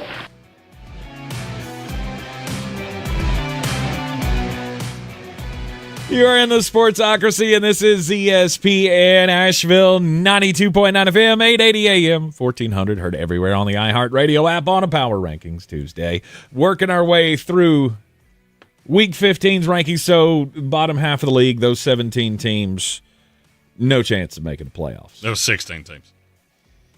We got two number 17. Okay. There's one more team that still has a draft-eligible prospect because they don't really have a chance of making the playoffs. Okay. The Cincinnati Bengals. Uh-huh. It's James Pierce Jr.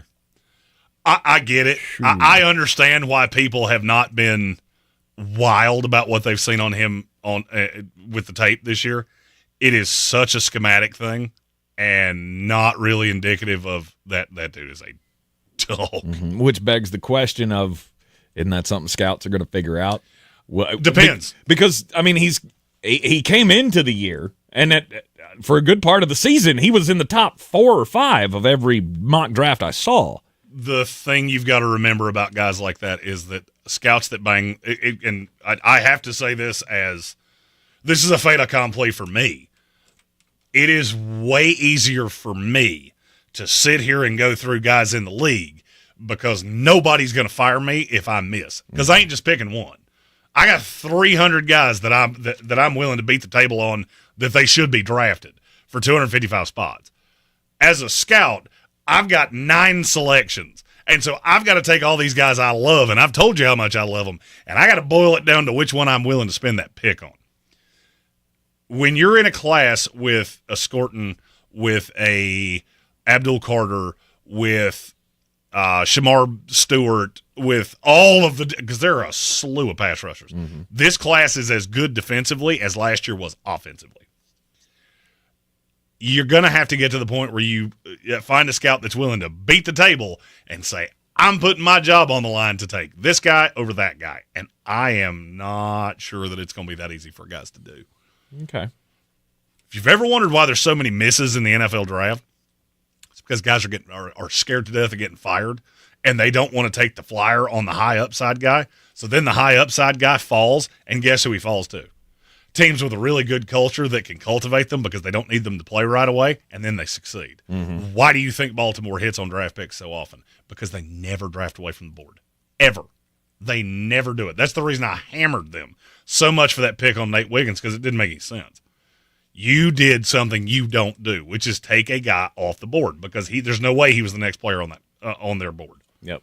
At that point. And guess what? He's been a complete liability.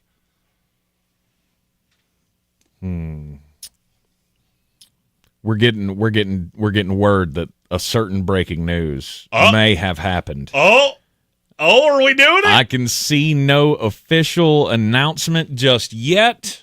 Yeah, it's not happened yet. But it looks like it could. Like it's getting closer to the time. Look, Bill Belichick's girlfriend did just follow all the UNC accounts on Twitter, so that is our clue that we know this is happening. What's her name? I know you know her name. I do not. Really? I'm shocked. Yeah, I don't. I'm shocked by that. Yeah. She had followed all of the like Barstool pages and the actual school and the Old Well, and she went down the list of all of the Chapel Hill Twitter or Instagram social media accounts. Liked them all. We're hearing that it could be announced anytime soon. When it becomes official, we will, of course, break in, and Tank will do his best breaking news dance. I can tell you where this is coming from, and I would not put a lot of stock. Oh, God, is this a Dov Kleeman breaking news? He's one of the names that retweeted it, if that tells you anything. Yes. I'm just excited because I'm getting me one of those short sleeve North Carolina hoodies. That's happening. Oh, yeah, I don't need to see you in a sleeveless hoodie. No. That also reminds me of we got one more team to talk about before we go into a commercial break. Okay, at number 15. Fire them cannons, by golly, put more powder in them things. The worst team that actively can make the playoffs is the Tampa Bay Buccaneers, yes. And it would be really hard for anybody to convince me otherwise. Mm-hmm. Just honestly, what team that's going to make the playoffs do you think they could beat consistently? Consistently? Denver? No, not consistently. We already saw that. See, and for me, that's a 50-50 shot. Mm-hmm. And I just realized how much higher you have Denver. What did you? What? So, all right, so I told Tank before the show, because obviously doing the morning show, I got in here late. I had to do all of the different things, and I'm rather sleepy. Mm-hmm. I said, "You do the power rankings and like a permission slip for your parents. I'll just sign it." I just looked at what you've done, and it's not fantastic. And I think you asked me, and I wasn't paying attention. I think I did, and I went by last week's power rankings, and went by the whole college football playoff. If you didn't play, I couldn't move you. By the way, I couldn't reevaluate if you didn't play. Your Bill Belichick news. Patrick Holt just called out the name of the guy that I'm not going to throw him under the bus. Mm-hmm. He is notorious. If the janitor at a law firm that represented Bill 25 years ago heard from the guy that walked his dog that it was a done deal, he's tweeting it. So I would take that with a grain of salt. Okay. All right. Well, I mean, look, we feel like, or at least I feel like, this has got to happen today. This news has to come down. I mean, you're sitting in limbo right now. Whatever it takes, Bubba, the chancellor, whoever, whatever little extra bit it takes, just give it to him. Whatever he wants. Every passing hour would make me more and more nervous. Right. We cannot strike out on this. Because the portal's open now. Yes. And every second you wait that's another second you're behind everybody else. I get there's a bunch of dudes in that room that are not going to want to jump into the transfer portal, but I also want to be getting in the ears of all those dudes that just entered the transfer portal. I'll guarantee you Bill Belichick did not come into this without a plan. He has a list of all the transfer portal guys that he wants. Jackass. Mm-hmm. That's points.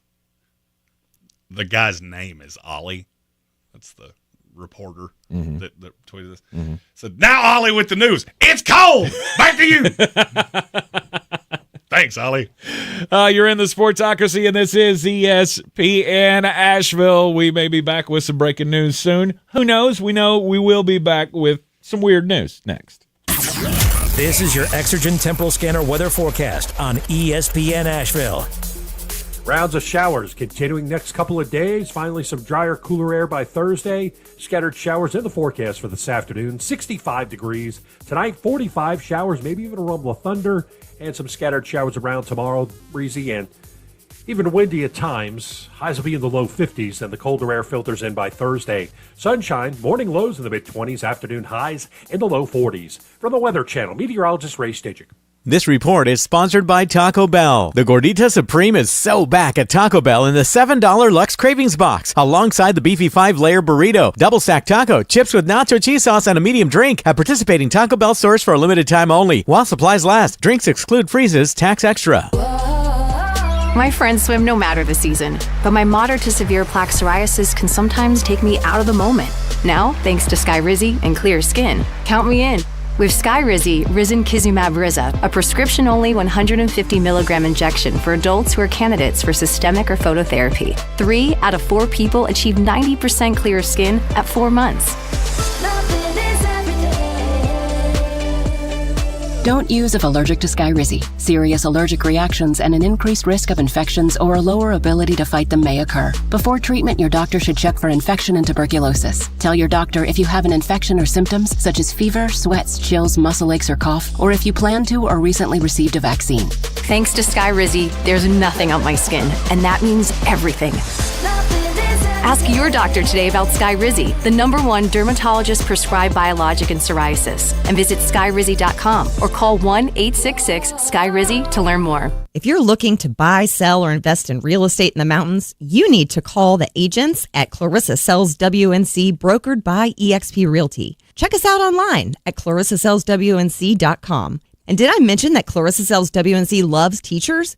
We love teachers so much, we're giving back 25% of our commission at closing. For more information, contact us today at 828-774-7244.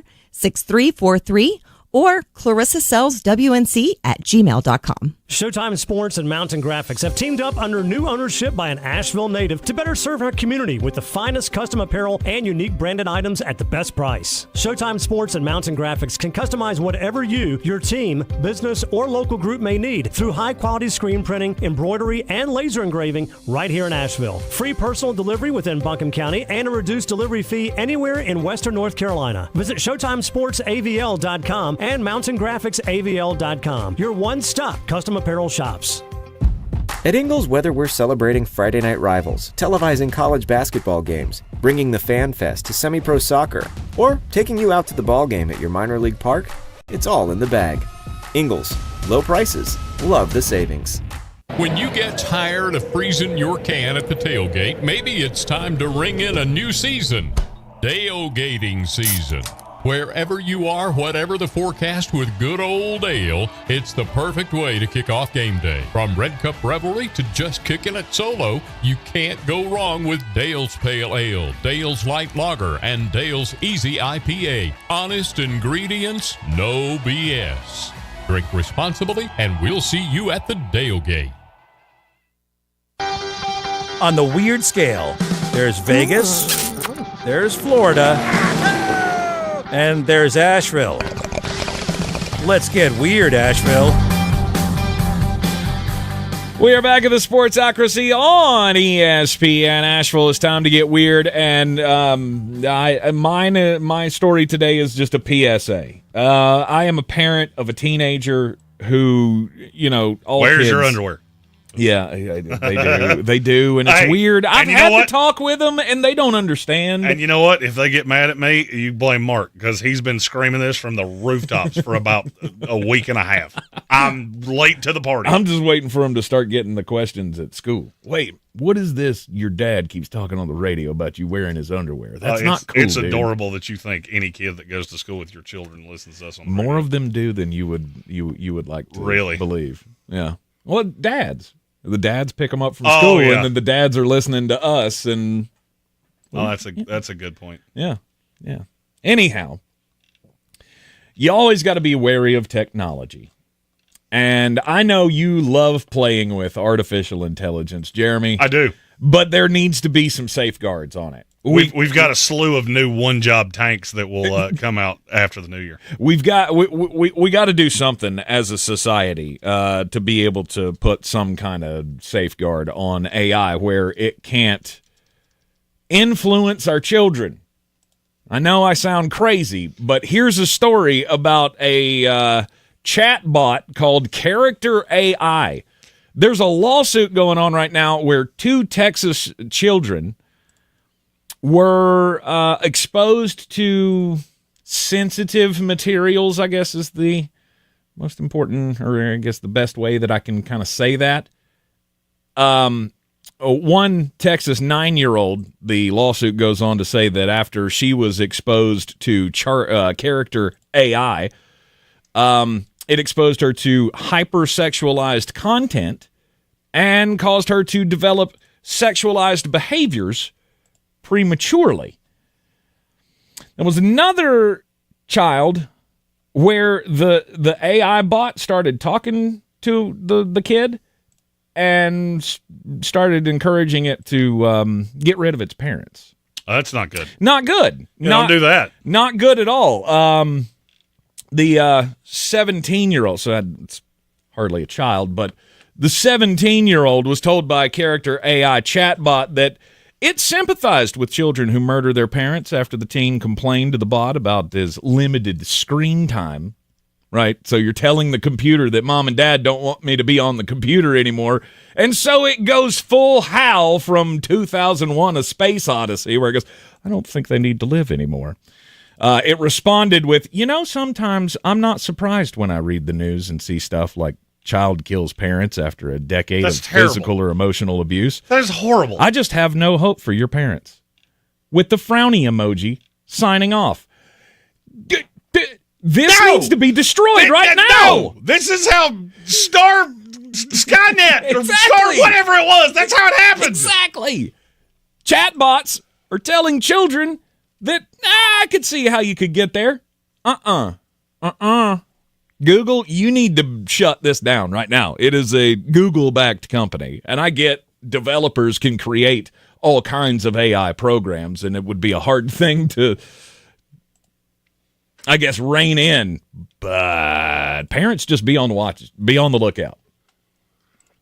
My story is a lot less terrifying than yours. It's about a 76-year-old woman on Long Island. She pulled a Jeremy Greene. She got to a certain age. She said, I'm old enough, don't want to drive anymore. So she doesn't. But she's a big fan of Star Trek. Didn't know there were 76-year-old Star Trek fans, but... That makes sense. Does it? I mean, Star Trek's been around for 40 years. To me, Star Trek's a lot like pro wrestling. There comes a point where you tell me you're really into it, and I go, oh, sugar. That's one of those you grow out of? Oh, yeah, that's okay. You never grew out of football. Football's not fake. It's not about aliens and stuff. Yeah. Anyway, before she gave up her license, she had gotten a novelty license plate that was NCC-1701. Do you know what that is? NCC-1701. That's the call sign for the Enterprise. Oh, on Star Trek. I was going to say, is it a plane? Well, here's the problem with getting the call sign to the Enterprise. There are a whole lot of other virgins out there that they find novelty plates that they put on their cars, which are not legal. And then they run stop signs, and then they run toll roads, and they do things like that. Well, this lovely woman who has not driven a car in 4 years is getting a mounting number of tickets because plate readers are seeing the novelty NCC 1701, and she's the one that has that license plate registered in the state of New York. Oh, no. So she's getting a slew of tickets that she didn't do. Oh, man. We must protect this woman. Yes. And introduce her to a man, because if you're a 76-year-old Star Trek fan, I'm going to assume you hadn't hopped on the good foot and done the bad thing a whole bunch of times in your life. Oh, my goodness. It's Jeremy's answer to everything. It is. Look, I'm a dude, okay? I like a handful of things. Tank, earlier today, told me a cake was amazing, and I went, dude, that word is reserved for only a handful of things, and usually they are also a handful. Anyway, Daily Drive. I was hoping that you were going to tie those together, and he did. You don't necessarily want to tie them together unless you're getting a little adventurous. You're in the Sportsocracy. This is ESPN Asheville, 92.9 FM, 880 AM, and 1400. Those are the kinds of jokes you will not be hearing when Jeremy fills in on the Josh and Ariel Morning Show on Star 104.3 over the next few weeks. Correct. He saves it all up for you. Lucky you. Right here. I'll wait till the kiddies go to school. Hey, you know what? If you're upset by something else, won't you please think of the children? Why are your children not in school right now? All right, before we get into the power rankings of the playoff contender teams for Week 15. Before we do that, we have a super chat. Came in. The money. Here we go. Money talk. Here comes the money. Soaring Eagle had no reticence to throwing out this feller's name. He said, just saw per Ollie Conley that Bill Belichick's negotiations with Carolina include a guarantee that Steven becomes the team's next head coach in waiting. UNC is open to this. We knew that part. The extension of that was that he had like some 400-page guide that I cannot confirm. Yeah. And it doesn't make a whole lot of sense. It was like a 400-page Bible that he handed over and said, this is the blueprint for how this is going to work. This is how much money I need, and unless you can meet these demands, I'm not taking your job. That was the rumor. Yeah, okay, so say this out loud. Bill Belichick wrote a 400-page manifesto like the Unabomber that he expected Bubba Cunningham to read overnight. That's what you're telling me right now. I struggle to believe that. No, he wouldn't do that. He farms all that work out. He used his girlfriend's tutor for that. Good for you. Thank you. That's strong. She had to go have dollar margs at spring break. So you're in the Sportsocracy. This is ESPN Asheville. We're going to shake things up a little bit today. Here before the end of the hour, we're going to do The daily draft. Today's daily draft is all about wide receiver quarterback combos in the NFL. Who are the best ones? We saw one of them on display last night. I have the number one pick, so I'll go ahead and say you saw the best one last night, which was Joe Burrow and Jamar Chase. It doesn't get much better than that. Well, I mean, Joe's the top, 3 quarterback in the NFL? Yes. Kansas City they don't have a receiver that belongs this high. No. Buffalo doesn't have a receiver that belongs this high. No. Okay, let's just go ahead and close that briefcase up because the best receiver in the NFL is Jamar Chase. And, I mean, Justin Jefferson's a close 2, but Jamar Chase is 1. Yeah. It's the only great combo that we have. It's the only one where you have a great quarterback and a great receiver. Right. And when I say great, I mean top 3 in the league. Yes. You top 3 at both positions. Cincinnati's the only team that has that. And that leaves me coming back around. I got 2 picks in a row, so I will go Amon-Ra St. Brown and Jared Goff. I guess put some, or as my dad called him this weekend, Jared Fogg. He's got a little dyslexia going on. Nothing wrong with that. He called him Jared Fogg 7 times before I went, wait a minute, you're not saying that correctly. I had already had 2 cocktails, so it took me a while to pick up on it. I ask, is Goff Italian for Fogg? Because that's the only way that makes sense. But Amon-Ra St. Brown and Jared Goff, to me, are the next selection because you have that top receiver and you have a top-ish quarterback. I put it out on our social medias. Which NFC North quarterback would you start a franchise with? We've gotten a slew of answers. I think that's probably a topic for tomorrow.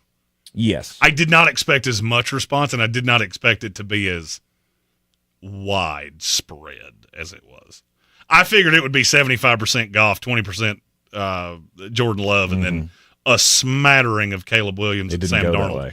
It did not go that way. It was more evenly spread out than you would have thought. Well, the question was asked on a show that I listened to, and so it got in my head, and I went down the rabbit hole of, okay, I feel like this was pretty easy, but you didn't seem to make it easy. I understand how you could make the argument. I just didn't think this many people would. All right. And then after Goff and Amon-Ra,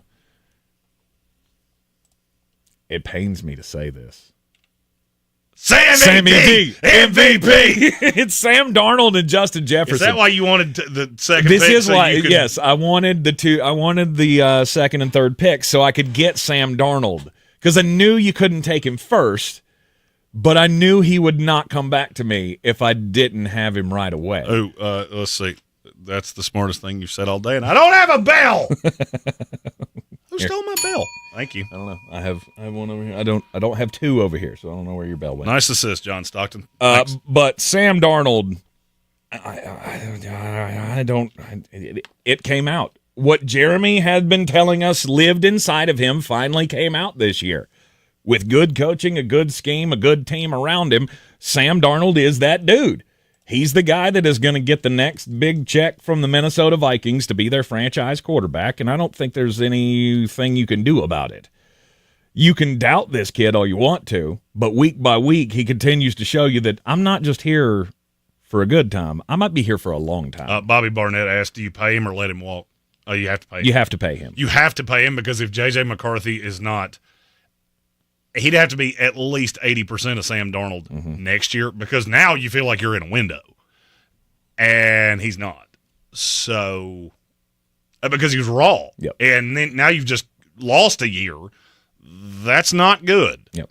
And there's no way that I was coming away without Jay Jadis. I love Justin Jefferson so much. That dude, every time he puts on a helmet, I feel like I'm going to see something special. I'm a little shocked that you took Darnold Jefferson that high, and I'm going to say you got a little – you were trying to play the game, and in playing the game, you missed the layup. Okay. Stafford, Puka, Nacua is my 2. Really? I would take him over both the ones you just took. Really? Yes, and that when you said I want the second pick, that's why I thought you were doing it. Because I thought you were going to go Stafford, Puka. Ask yourself this question. Who is the closest in the NFL? And I'll give you Goff, Amon-Ra. Who's the closest quarterback-receiver combo of both entities being top 6 in the NFL? Top 7 in the NFL. It's Puka and Stafford. Stafford's the best quarterback because he's better than Darnold. Jefferson's an elite receiver, but I would put Puka Nacua in the top handful. Okay. He ain't far off. I can see how you got there. I think that might be an indictment on quarterbacks in the NFL more than anything. It's really an indictment on quarterbacks in the NFC. No doubt. Because if you don't look around the NFC and go, whoa, the elite club in this conference is one dude that's just hanging out and drinking margs by himself.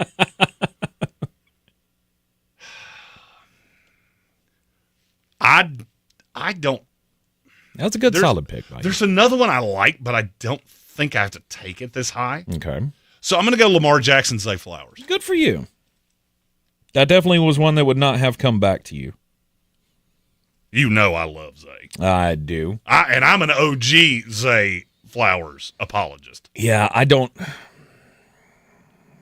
just don't know how high he is on the list of elite wide receivers He's top in 20. this league. He's top 20 Sure. and his quarterback's top 4. Okay. Which is the exact opposite of what you did with Darnold Yeah. and Jefferson. Yes. Plus, I didn't want to lose Zay Flowers, and I knew he wasn't coming back to me.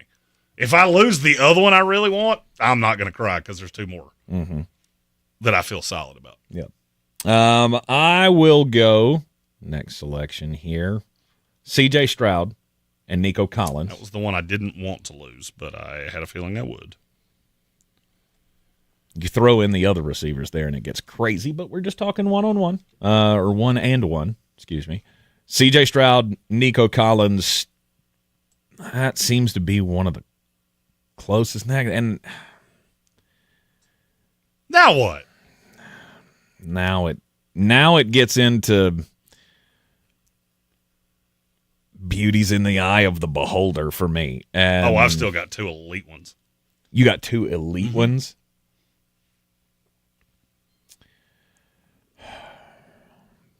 The problem I have is there's a lot of, you got an elite receiver. I'm not so sure about that quarterback. Or I really like your quarterback. I'm not so sure about that receiver. I mean, I guess you got to go. I guess I got to go Tua and Tyreek.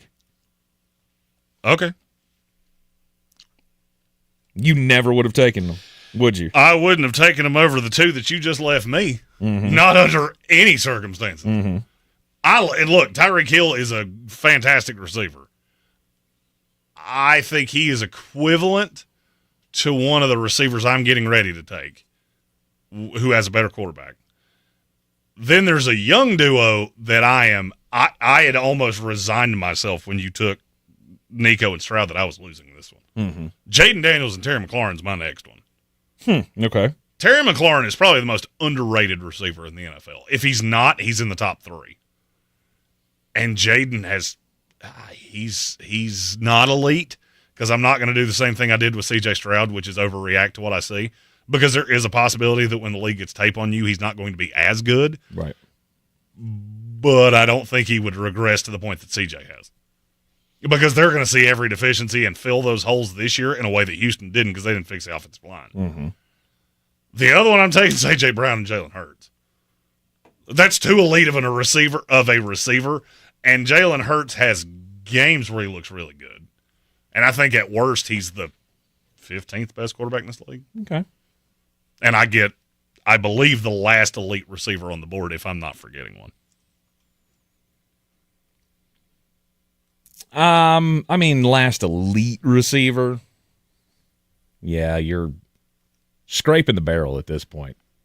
I mean, you could almost use Jalen Hurts and Devontae Smith as another entry on this list. I was curious to see if you would do that. I'm not going to. For the sake of the game, I will, however, go Justin Herbert and Ladd McConkey, because I think that is an upcoming duo. Did you that's bet gonna be against there yourself for a in while. this? Because I was starting to think you did. Herbert and McConkey. and Baker and Mike Evans. I'm glad you did that so I didn't have to.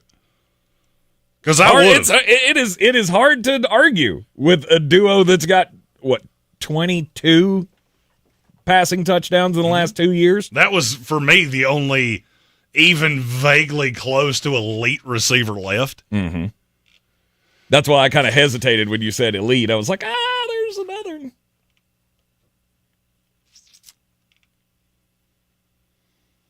And the final selection. I have a handful that I could take here.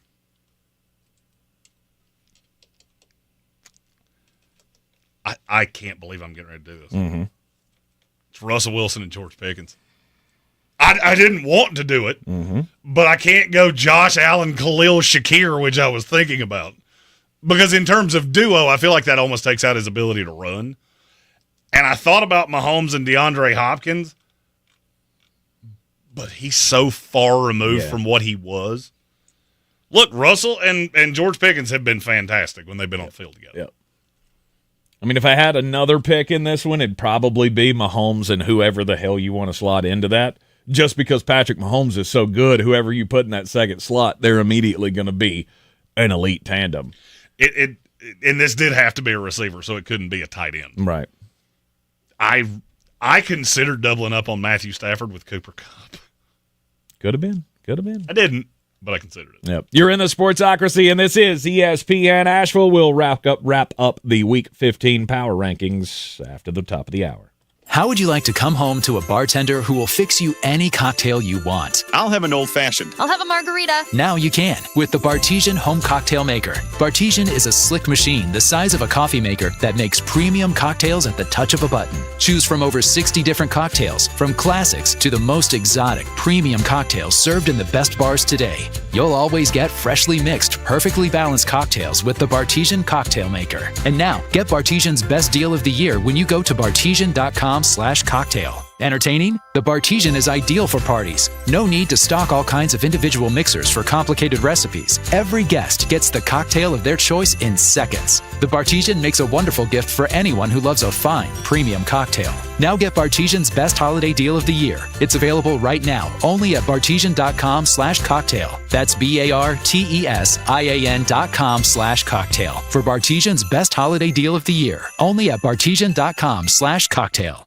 More than 4,500 wildfires burn across North Carolina every year. 99% of these wildfires are the result of human activities like backyard burning and campfires. That means most of our state's wildfires are avoidable. We need your help. 1. Never burn on a dry, windy day or leave your fire unattended. 2. Keep a water source, shovel, rake, and phone nearby. 3. Have a valid burn permit. You are our best defense. Learn more. Visit ncforestservice.gov. ncforestservice.gov. Are you going to start the new year dealing with the same old joint pain, losing sleep, not able to take walks or do what you love because your knees or hips? Don't do it. Take action now to get the pain relief you deserve for 2025. Call QC Kinetics now. Say goodbye to shoulder and back pain. QC Kinetics local medical professionals are waiting for you. Their advanced protocols and regenerative medicine have helped tens of thousands of people. I'm talking lasting relief. Imagine a new year without those achy joints. No more pain pills, no more steroid shots. QC Kinetics uses the healing properties of your own body to attack the root cause of your pain, revitalizing your joints so you can move again.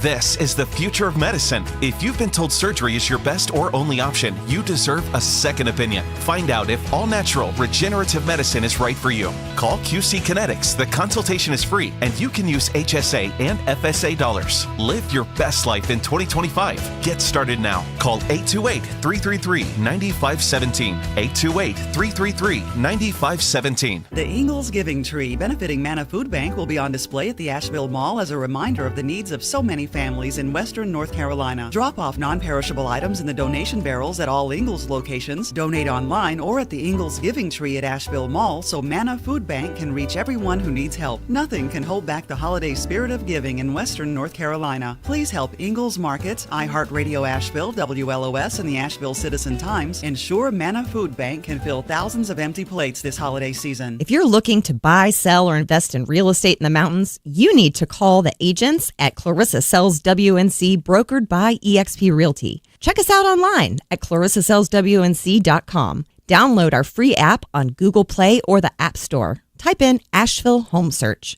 You'll be able to connect with our team and see all the available homes for sale in our area. For more information, contact us today at 828-774-6343 or clarissasellswnc@gmail.com. This is your Exergen Temporal Scanner weather forecast on ESPN Asheville. Rounds of showers continuing next couple of days. Finally, some drier, cooler air by Thursday. Scattered showers in the forecast for this afternoon. 65 degrees. Tonight, 45 showers, maybe even a rumble of thunder. And some scattered showers around tomorrow. Breezy and even windy at times. Highs will be in the low 50s, and the colder air filters in by Thursday. Sunshine, morning lows in the mid-20s, afternoon highs in the low 40s. From the Weather Channel, meteorologist Ray Stidgick. This report is sponsored by Taco Bell. The Gordita Supreme is so back at Taco Bell in the $7 Lux Cravings Box, alongside the beefy 5-layer burrito, double stack taco, chips with nacho cheese sauce, and a medium drink at participating Taco Bell stores for a limited time only. While supplies last, drinks exclude freezes, tax extra. This is J.W. Whitley, General Manager at Parks Ford of Hendersonville. I would like to introduce you to some of our very own Parks community heroes. Like Eric, who hosted the football team to support their neighbors and begin the cleanup efforts. Like Jeff and Chris, who led a fleet of Ford commercial vehicles throughout the night, delivering supplies with emergency services to all corners of the county and first responders. Nominate your community hero at parkscommunityheroes.com. That's parkscommunityheroes.com. Experience the Parks Promise today at parksfordhendersonville.com. When you're ready to go back in the day, y'all gonna make me lose my mind. Check out the all-new Throwbacks 101.1. This is how we do it. Allow me to introduce myself. Asheville's classic hip-hop and R&B. Come on. People are talking about Summit Dental in Asheville with Dr. Chad Reinhardt. Just check out some of their Google reviews. One user writes, I'd been avoiding visiting the dentist for years due to poor experiences in the past. I had quite a few visits and procedures at Summit in the last year, and each and every one was made comfortable by the staff that work there. They're all kind and compassionate and take extra time to make sure your comfort level is right where it should be. Summit Dental in Asheville. Call them today, 828-277-6868 or online at ashevilleSummitDental.com. From the Ingalls Studios, this is ESPN Asheville, WPEK, W225CJ Fairview, WMXF Waynesville, and iHeart radio station. Live from the Ingalls Studio. I can't wait to play with myself every day. The Sportsocracy. Damn the devil to hell! Let the big dog see! Let him on the field! Come get you some of this. Fire them cannons! By golly, put more powder in those things. He couldn't take any more disappointment. Oh my God, the Jets killed him.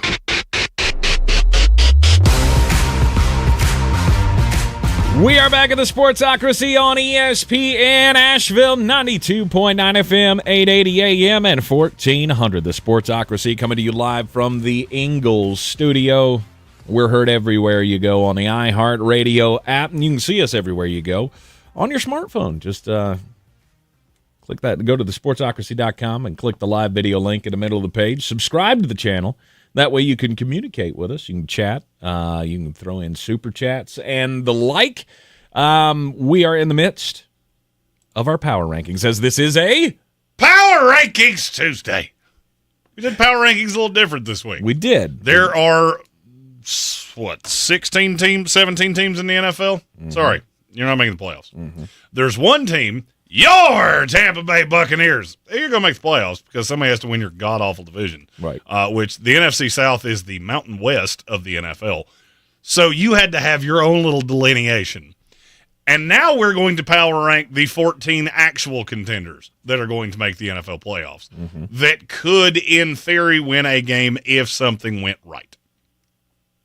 All right, at number 14. The Los Angeles Rams. It's hard for me to count out a team that has Sean McVay and Matthew Stafford. And beating the Buffalo Bills was the win I needed you to have that made me not sound like a crazy person that was trying to sell you. I was going to make a cult reference there, and I didn't, and I'm proud of me. Good for you. A cult reference? Yeah. It goes to the Jim Jones thing. Trying to sell you Kool-Aid and make you think it's really delicious. Right. Because before that, it was hard to do. The Rams had shown at times when they were pseudo-healthy that they were good. I didn't have that one win to really cling on to and go, that's the one. That's the one that shows that I could actually beat somebody in the playoffs if I needed to. And this is exactly how I thought if the Rams were going to win that game, this is how they're going to win it. You're not really going to be able to shut down anybody with that defense, but you got to get Matthew Stafford cooking, right? You got to have Cooper catching. You got to have Puka on his game, and you got to have Kyron Williams barreling down the door. They were able to do all of those things against the Buffalo Bills and outscore them. That's what makes them scarier than anything else, is the fact that Sean McVay's still running that team. And as he gets more bodies back for the stretch run of this season, that team's going to have the ability to make this real interesting down the stretch. The thing that would make me nervous if I had to play the Rams is that they just beat one of the best teams in the NFL. And the only thing they did well was Matthew Stafford and Puka Nacua. Mm-hmm. The defense allowed Josh Allen to score 3 passing and rushing touchdowns as the first player in NFL history to ever do that. Oh, by the way, they ran for 3 yards a carry. They didn't even play all that well. Mm-hmm. But that one thing was so good that it was enough. That's scary because not a lot of teams have a highest gear that is that good to beat good teams when the rest of the team didn't play well. Now, if you can capture that, you can go into San Francisco and beat them. You can go into New York and beat the Jets. You can beat the Cardinals and you can beat the Seahawks. You run the table here down the last 4 games of the season. Lo and behold, that's an 11-6 team, and shocker of shockers, here's Sean McVay once again in the playoffs. Well, the good thing is that the Jets will beat themselves, so that's not really a problem. Yep. At number 13, the Houston Texans. I don't really buy much into this team. C.J. Stroud has very obviously regressed, and now you're going to go into a playoffs where I'm intrigued to see what this team looks like after the bye. But you're going to have to go in and beat a Russell Wilson that's playing like an elite quarterback right now. I don't think he is, but he's playing that way. You're going to have to beat Lamar Jackson or Pat Mahomes or Josh Allen, and I don't see a path that you're doing it. Now, you'll get one game at home because you're going to win this god-awful division. Mm-hmm. But even then, you're probably playing Baltimore. Baltimore will come into your house and mush your face. And 2 of the next 4 games are against the Kansas City Chiefs and the Baltimore Ravens. And I think you're going to get your skull rocked in both of them. Mm-hmm. Chiefs' score won't look that convincing. You'll never doubt they're winning that game. Which is why the fans of the Indianapolis Colts still feel like there's a little hope left for them. Because if Houston can get got and you can get hot and beat up on the dregs of the league that you're facing over the next 4 weeks. I mean, they go to the Broncos this week. Titans, Giants, Jaguars. You could win 3 of those 4 games. Maybe you can sneak one. 9-7, or excuse me. Yeah, I did that right. Right, 9-7? No, 9-8. 9-8 may be enough. Who knows how the backslide for Houston goes? What are you talking about? Indianapolis? Yeah. You talking about Indianapolis? Talking about Indianapolis. That's not happening. You don't think so? A team quarterbacked by Anthony Richardson. You want to bet on that? Take a look. I'm good. Mm-hmm. Houston Texans still got some stuff to figure out to be a contender, though. At number 12, I would have had Houston and the Rams ahead of this team. This was what I got stuck on earlier when I saw the list. Mm-hmm. The Denver Broncos. Yeah, I still don't think you're good, and I don't really know that there's anything you're going to do that's going to change my mind on that. Mm-hmm. You're going to make the playoffs. I've got an odd feeling that when you do get there, as a very low wild card that's probably going to end up playing the Buffalo Bills, shield your eyes. You go to Buffalo, they beat you 42-6. Mm-hmm. It won't be good. I don't believe in this team either. They were ranked ahead of Houston last week, and neither of them played, so that's how they stayed ahead of them in the power rankings this week. The 14 teams left in the playoffs, there are 3 tiers for me. Mm-hmm. These 3, which, as I said, I would have had in a different order, but they still would have been these 3 would have still been the bottom. Right. The next 3, and then the top 8. Okay. And the next 3 starts at 11 with who? I want to do these 3 together. Okay. Because to me, they're all loosely the same team. Okay, at number 11. The Seattle Seahawks. At number 10. The Washington Commanders. And at number 9. The Los Angeles Chargers. You know what all three of those teams have in common? What's that? You do one thing really well. You do one thing really terribly, and it's enough for me to not worry about you in any way. Could you win a playoff game? Sure, if it broke your way. Mm-hmm. You win in 2 of them? No. All right, the pro for Seattle is Jackson Smith, and Jigba's really good. He is really good. You don't run the ball consistently well. I think the pro for Seattle is their defense. The defense is coming on at the perfect time, and you can win a playoff game that way. You're just not beating high-level quarterbacks that way. Mm-hmm. So if you see and I'm just going to use this as the example because it's the first one came to my mind. You see Matthew Stafford in the playoffs, I'll take him against you 100 times out of 100. I get Sean McVay, you get Mike McDonald, you get Geno Smith, I get Matthew Stafford. Septuple advantage me. Mm-hmm. But if you drew, I don't know, Minnesota, I can see a path you beat Minnesota.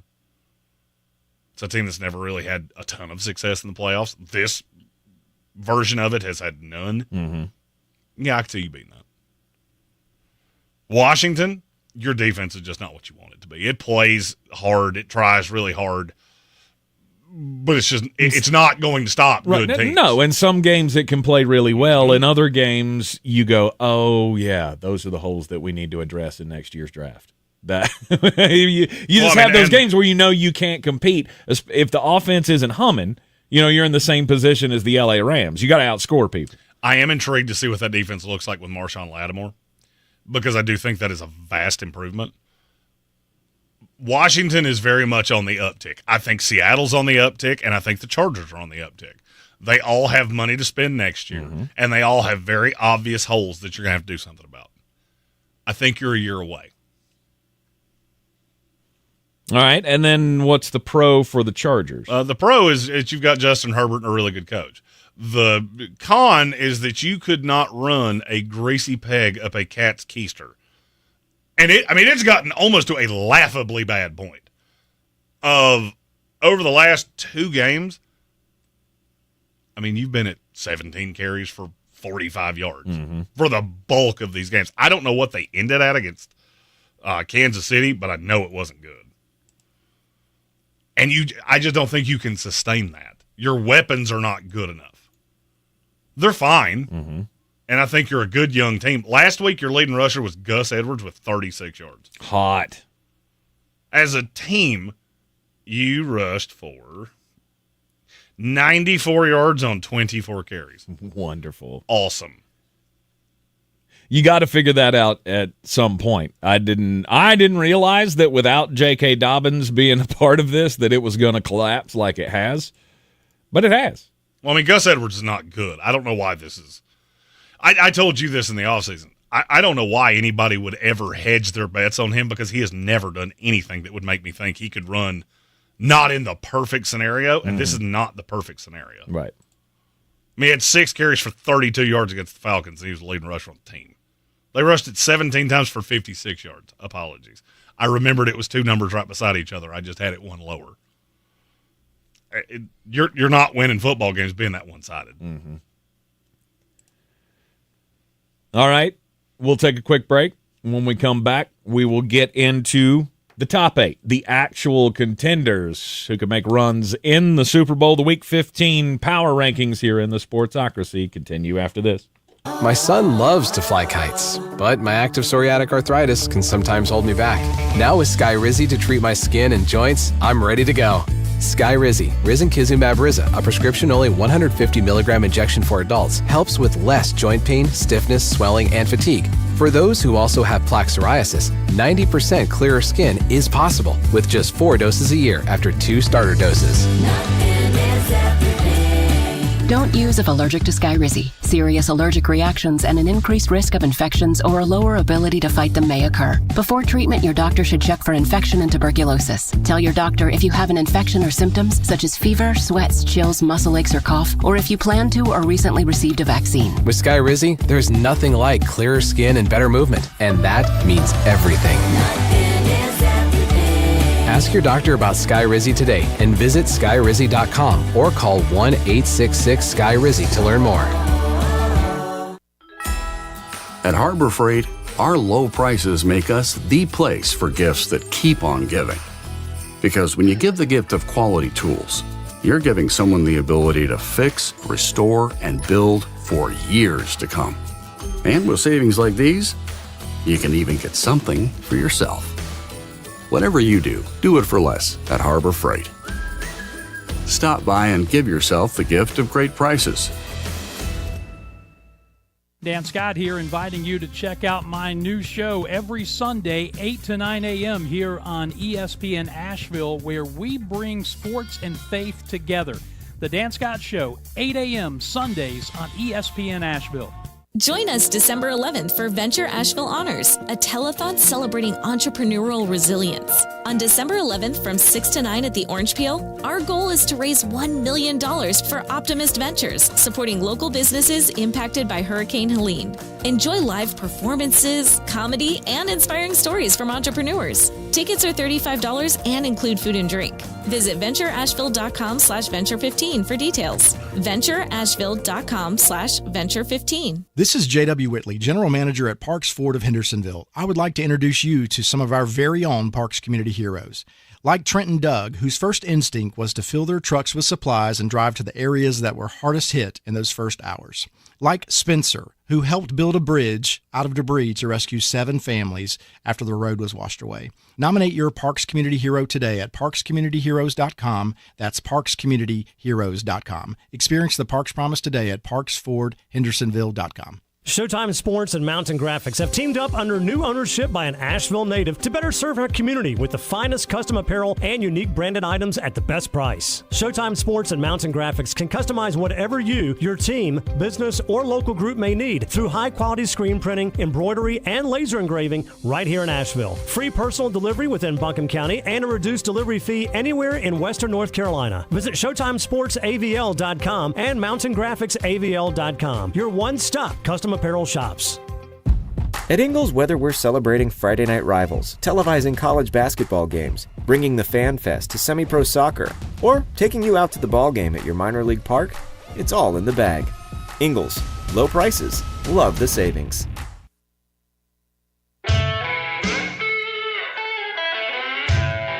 The Sportsocracy. These guys are a f***ing disgrace.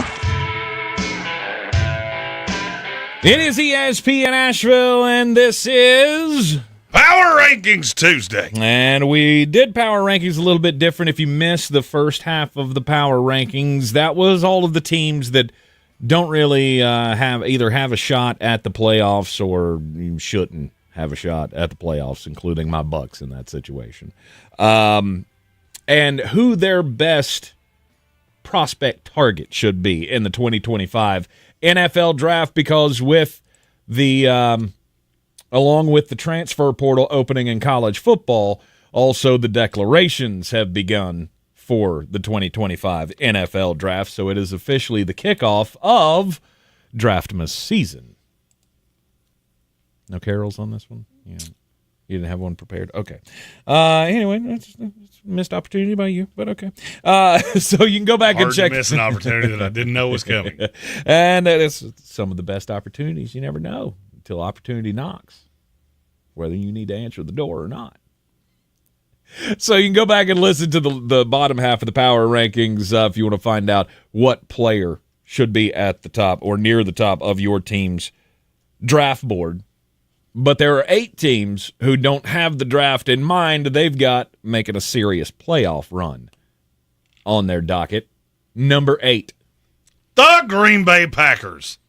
They're contendery? I like Green Bay, I think, considerably more than you do. You do. That's not saying much because you're very low on them. No, I just have a lack of faith in that team.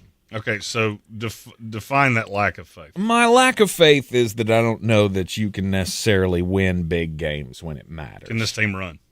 Yes, they can run. Can this team play really good defense? Yes, they can play really good defense. That is the recipe for winning with a mediocre quarterback, and they have a mediocre quarterback that can do elite things at times. But can you beat consistently the good teams with quarterbacks in the playoffs. Consistently, no. That's why they're at 8.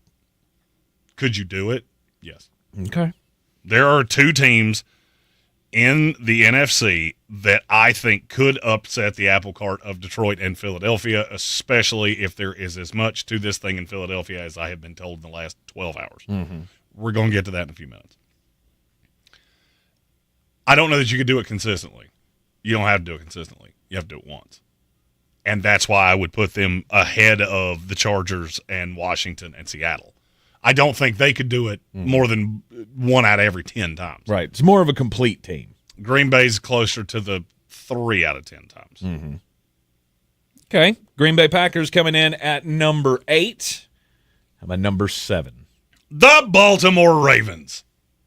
Which is ironic because the team at number 6. Number 6? The Pittsburgh Steelers. I can't get over the fact that Baltimore has a substantially more talented roster than Pittsburgh does. Mm-hmm. Pittsburgh's playing better. They're playing more together. They're playing a cohesive brand of football that makes a lot of sense. The problem is that when you look at the pieces that are doing it, it doesn't make sense. Conversely, Baltimore looks very clunky at times. But then you look at the talent and go, how is this team not better than this? Mm-hmm. I've thought that all year long. If you had told me before this year that there would come a time where Pittsburgh could basically lock up the AFC North with a win, I would have said you were out of your mind. If you had told me it'd be in week 15, I would have had you drug tested. But that's the way it's gone. Right, because sometimes coaching just matters. And when you have a coach that believes so firmly in his system, that you kind of get that Kansas City Chief thing going. If it doesn't really look like on paper we're going to come in here and beat you, but situationally we're going to beat you. Down in and down out, more than likely we're going to end up on top. And that's how the Pittsburgh Steelers keep winning these close, gross games. They just execute better down the stretch than you do. Do you see an irony that the team that added Deontay Johnson seems to be not necessarily unraveling, but they're not as cohesive as they were? Do you see the irony that the team that got rid of him seems much more cohesive? And that's even with a head case in that receiver room in George Pickens. Yeah, and see, that's where I would go back on. I don't really know how much effect Deontay Johnson had on that locker room. I mean, I get that Pittsburgh gave him up. You're not suspending him for a game if you don't think he has it. You just cut him outright. Just be done with it. Mm-hmm. They know they need him. They know they need him to not be a lunatic. Sure. They need him to not have an effect on this locker room. Baltimore's desperate for weapons. Yes, I get it. I just don't know if Deontay Johnson were still hanging around in Pittsburgh, would that make a difference? They would not have. If Deontay Johnson played for the Pittsburgh Steelers, they would not be 10-3 right now. Mm-hmm. Really? I'll die on that hill. Okay. When your mantra is what Mike Tomlin's is, that we play all together, it's Steeler football, and you have a dissenter the way that Deontay Johnson, I have always been told he was. Mm-hmm. And now I'm seeing it. Saw it in Carolina, now I see it in Baltimore. It doesn't work that way. Yep. It's got to be all in or it's not going to work. Yeah. Mike Tomlin is the perfect coach for these head case wide receivers. I mean, have you taken a gander yet at the AFC North Max show, the inside the whatever the Hard Knocks version that they've done for the end season? No, usually I get to watch things like those at night. Right. Having to get yourself trained to wake up at 5 o'clock in the morning. Usually being a complete night owl, I've watched nothing. Yeah. Well, this episode, the first episode that came out, it was like this past week's games, not this past week, but week before last. George Pickens had that play at the beginning of the game where he catches the ball. Then he fumbles. It's a turnover. He's going in for the touchdown, and he fumbled on the 2-yard line? Lost possession of the game. And as soon as he comes off the field, who's the first one that grabs him? Mike Tomlin. And the first thing he said in his ear was, "It's okay. Stay with me." because he knows how much of a head case he is. He knows how much reassurance he needs. I mean, nobody can handle a guy like that better in the NFL, I don't think, than Mike Tomlin does. Bought in Johnny Rah-Rah like Mike Tomlin is, that works when you've got 53 guys buying in. It doesn't work when you got 52. It's hard to separate the Pittsburgh Steelers and the Baltimore Ravens. You feel like one of them's going to be there when we get closer and closer to the finality of the season. I'll take the team that's playing better football as a team, though, and that would be the Pittsburgh Steelers. And number 5? The Minnesota Vikings. I think you just saw against the Atlanta Falcons exactly how good Minnesota can be. The question is, will they be? And I understand why a lot of you are still doubting Sam Darnold. I get it. It's very misguided to me at this point. I mean, yeah, he had 5 touchdown game, but it was against the Atlanta Falcons. He was perfect. Anybody else been perfect? Nope. Nick Foles had one of those games once. I'm just that's where the detractors go. Is Nick he was Foles playing won a Super perfect. Bowl. Sure. I'm not sure I would use that as my example. Nick Foles won a Super Bowl. I don't know. Yeah. I don't need Sam to be Pat Mahomes. The question is, can he win a Super Bowl this year? The answer is yes. The answer is yes. I've got 2 teams in front of me, one who has very limited experience.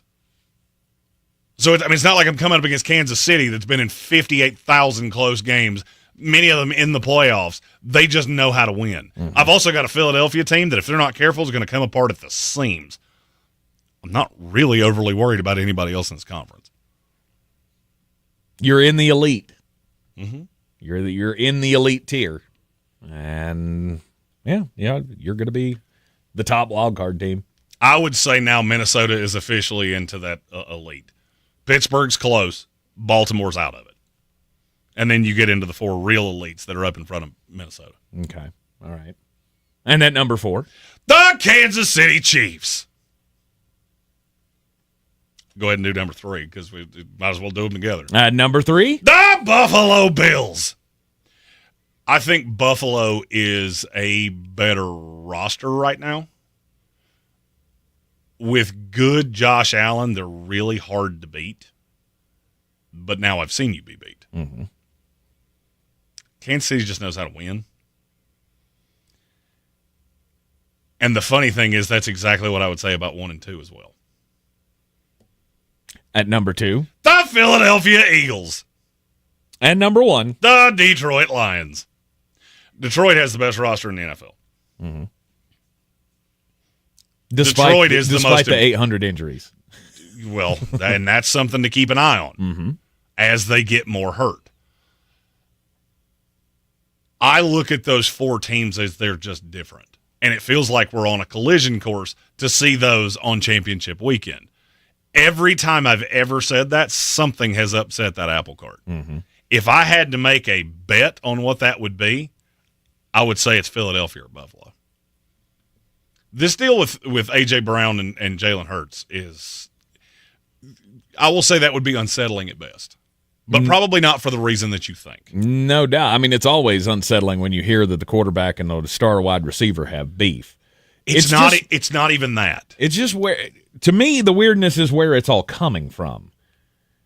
Right, because you had Brandon Graham come out after the game and say, we're not jiving they're not jiving like they used to. You're getting warmer. And then they had to make Brandon Graham come out and backpedal and say, oh, no, I misread the situation. Yeah. No, you didn't. No, you didn't. I just see Detroit and Buffalo and Kansas City as all bought in. Philadelphia is the most talented roster, 1 to 53. I don't like your quarterback. I never have. I don't think he's elite in any way, and that's enough for me to push you below Detroit. Because I think their roster 1 to 53 is very, very close to yours when it's healthy.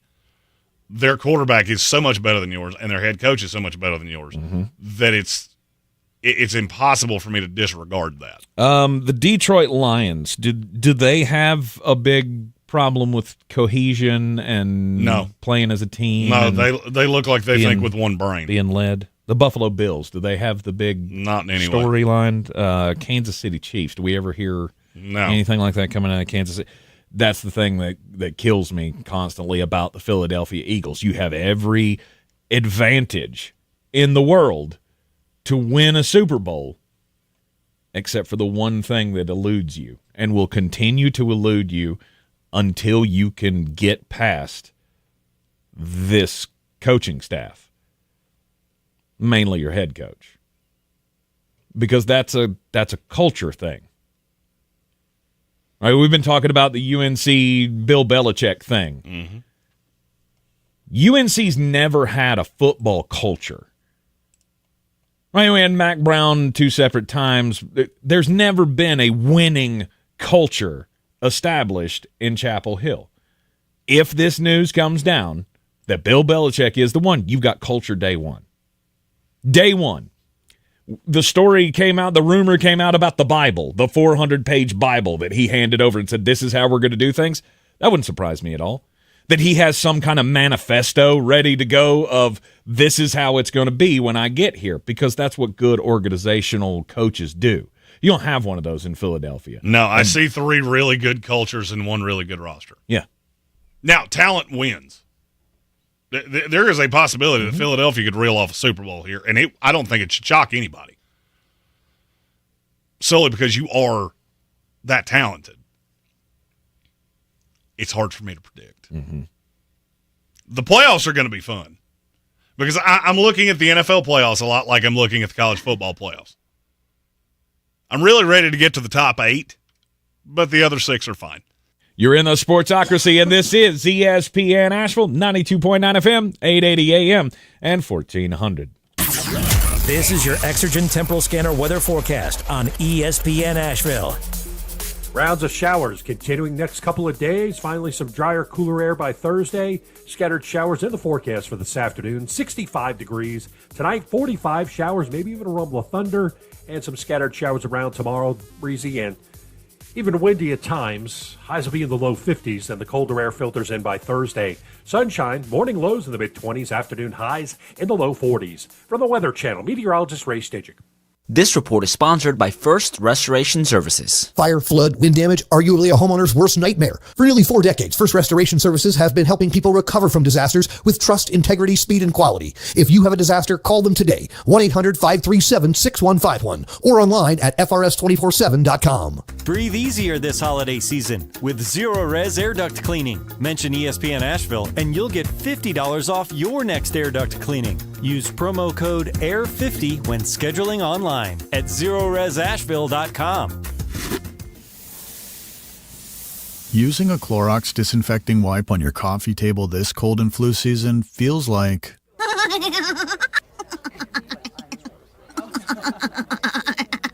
It feels like being bold enough to laugh your weird laugh in front of everyone. That was a good one. With Clorox, clean feels confident. Clean feels good. Use as directed on hard, non-porous surfaces. You can make it a December to remember with Asheville Smiles Cosmetic and Family Dentistry and take the steps to get the smile that you want for the new year. On December 19th, they are having an Invisalign scan day. You stop in for a free simulated 3D scan that shows you how your teeth could look after Invisalign treatment. And then if you choose to move forward with your smile makeover, you're going to receive $1,500 off treatment. It makes it the best price on Invisalign in North Carolina. To find out more and reserve your spot at the event, visit AshevilleSmiles.com today. Again, it's AshevilleSmiles.com. Portions of the following program were pre-recorded. Christmas. Hurry, they're going to be up soon. When families and communities come together in the spirit of peace on earth and goodwill towards men. Operation Silent Night and Still in Effect. Okay, we're ready. At Ingalls, we know that Christmas isn't just a holiday. It's a feeling to embrace all year long. Ingalls, your neighbor for over 50 years. If you're looking to buy, sell, or invest in real estate in the mountains, you need to call the agents at Clarissa Sells WNC, brokered by eXp Realty. Check us out online at ClarissaSellsWNC.com. And did I mention that Clarissa Sells WNC loves teachers? We love teachers so much, we're giving back 25% of our commission at closing. For more information, contact us today at 828-774-6343 or ClarissaSellsWNC@gmail.com. When you get tired of freezing your can at the tailgate, maybe it's time to ring in a new season. Tailgating season. Wherever you are, whatever the forecast, with good old ale, it's the perfect way to kick off game day. From Red Cup Revelry to just kicking it solo, you can't go wrong with Dale's Pale Ale, Dale's Light Lager, and Dale's Easy IPA. Honest ingredients, no BS. Drink responsibly, and we'll see you at the Tailgate. It is ESPN Asheville. This is the Sportsocracy, and it's time for the most important message of the day. Don't do crimes! And a U.S. woman tried to go to Australia, and she did crimes. Because this... I'm sorry, it makes me chuckle. So this woman, Liliana Goodson, decides that she's going to pick up and she's going to move from America. It doesn't say where she lived in America, but she lived in America. She's going to Australia. And she got caught trying to go into the Sydney airport, or come through the Sydney airport, with what in her bag? Crimes. It wasn't drugs, though. It was a $3,000 gold-plated pistol that she had in her luggage. So she told them, when they questioned her about it, they said, basically, like, went through the whole "do you have anything to declare" thing when she was coming through customs, and she said, no, not a thing. And they said, well, what about this gun in your bag? And she went, oh, yeah, well, I forgot it was in there. And, I carry that for personal protection. I don't know if you know this, but Australia's got some pretty strict gun laws. So you'd have to be an idiot not to know that. After they did the investigation, do you care to know what they found on her computer? Searches where she said, what are the gun laws in there in Australia? Strong. Yeah, she did. What makes the story even better is the reason why she was moving to Australia: to attend clown college. I'm not making it up. She was going to clown college. A woman going to clown college with a $3,000 gold-plated pistol. Mm-hmm. Okay. The other part of this is the picture of the young woman. She's just got tattoos like all over her face. Like again, I get Australia, they're, Aboriginal people, they got tattoos on their face too. But in America, that means you're doing crimes. So does she look like female Jelly Roll? A very attractive. She's very good looking young woman. My debut on Star today, I said that Teddy Swims looked like Jelly Roll if he had stopped at county jail. Less tattoos. Yeah. That's very good by you. If he had just stopped and not done a federal time, that's where Jelly Roll would have stopped. Hell of a singer, too. He is. Fantastic voice. My story comes from Ottawa, Canada. Tank, I'm going to ask you a very simple question. Okay. What is the worst thing you can do while driving? Oh, I would have to say crimes. Crimes would be bad. Well, this is not technically a crime, but it is a crime to do while driving. And no, it's not drinking. Should be putting on makeup. I've always thought putting on makeup for women is the most ridiculous. Like, you're trying to put on, like, the eyelash stuff. What, you're poking a stick into your eye while you're moving in an unstable vehicle? Not poking it into their eye. That's not it's close exactly enough. It's in the ballpark, but that's not exactly what they're doing. Yeah, but you just hit one bump and that thing's cornea. That's not what I was referring to. This is something that both men and women could potentially do while driving, and it's a terrible idea. Okay. You shouldn't watch adult things whilst driving down the road. Truck driver in Ottawa pulled over by the Ontario Provincial Police. Pull him over because he was driving erratically. Mm-hmm. They thought he was distracted, possibly texting on his cell phone. Mm-hmm. They get to the window, and they see his cell phone propped up against the speedometer, playing a pornographic video. Don't do that. Here's my number one question. You didn't turn it off when you got pulled over. How far down this bunny hole did you have to be to go, I cannot stop now? He was fully enthralled. For sure. Yes. He was very engaged and gorged into the plot I couldn't help it, of this here video. Yeah. What do you think the penalty for this was? It should be 6 years in prison. Okay, and this is why you're not a judge. Public shaming is probably good enough, although they didn't release his name. $615 fine and 3 demerit points. Demerit. I'm going to assume demerit points are like our license points. Yeah. That should be more. That should be more points than that. Like aren't we still on a 12-point scale? Like yes. I don't know if they've changed this since I went through driver's ed and had to take the class, but North Carolina was on a 12-point scale, and what was it? Passing a school bus was like the worst crime that you could have. I think that was an automatic 12 points on your license, was passing a stopped school bus. Yeah, it's a lot. Yeah, it was something to that effect. 3 demerit points. I wonder what their threshold is. Now here's my question: is does he have to go to, if he goes to driving school? Mm-hmm. Will those points come off? Mm-hmm. And if he goes to driving school, does he have to finish watching this video before they let him? Because see, that would be my justice. I'd be too afraid if he went to driving school, the pants would come off. Listen, George, you're gonna have to go stand in front of the class and watch this particular video and take your public shaming. As someone who has witnessed something like this in the past, that is one thing you not need to be doing while you're driving. Come again for Judge Fudge.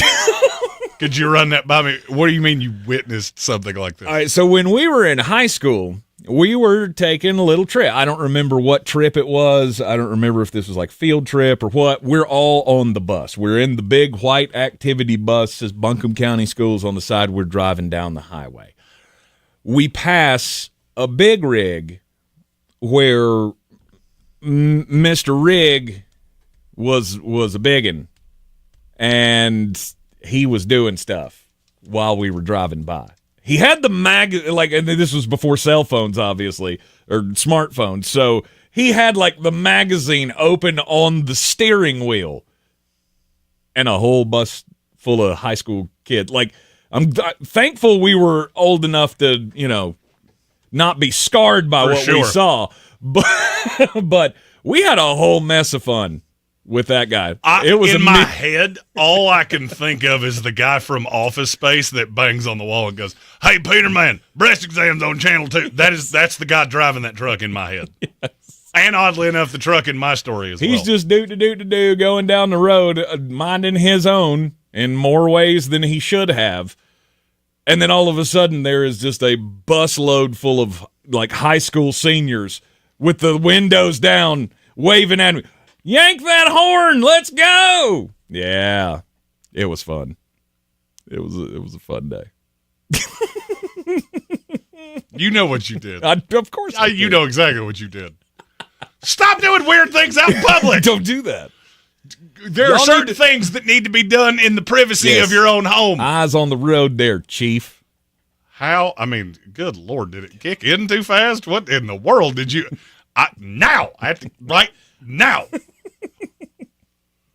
It's been so many miles, and I'm just feeling a certain way. I am war-torn from the road. I miss your embrace, and I have found comfort in the solace of a cell phone.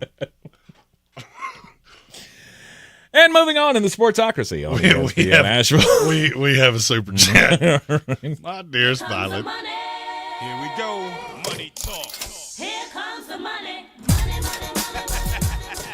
Enclosed, you will find an etching of how I feel for you. But this super chat comes from Eamon Report.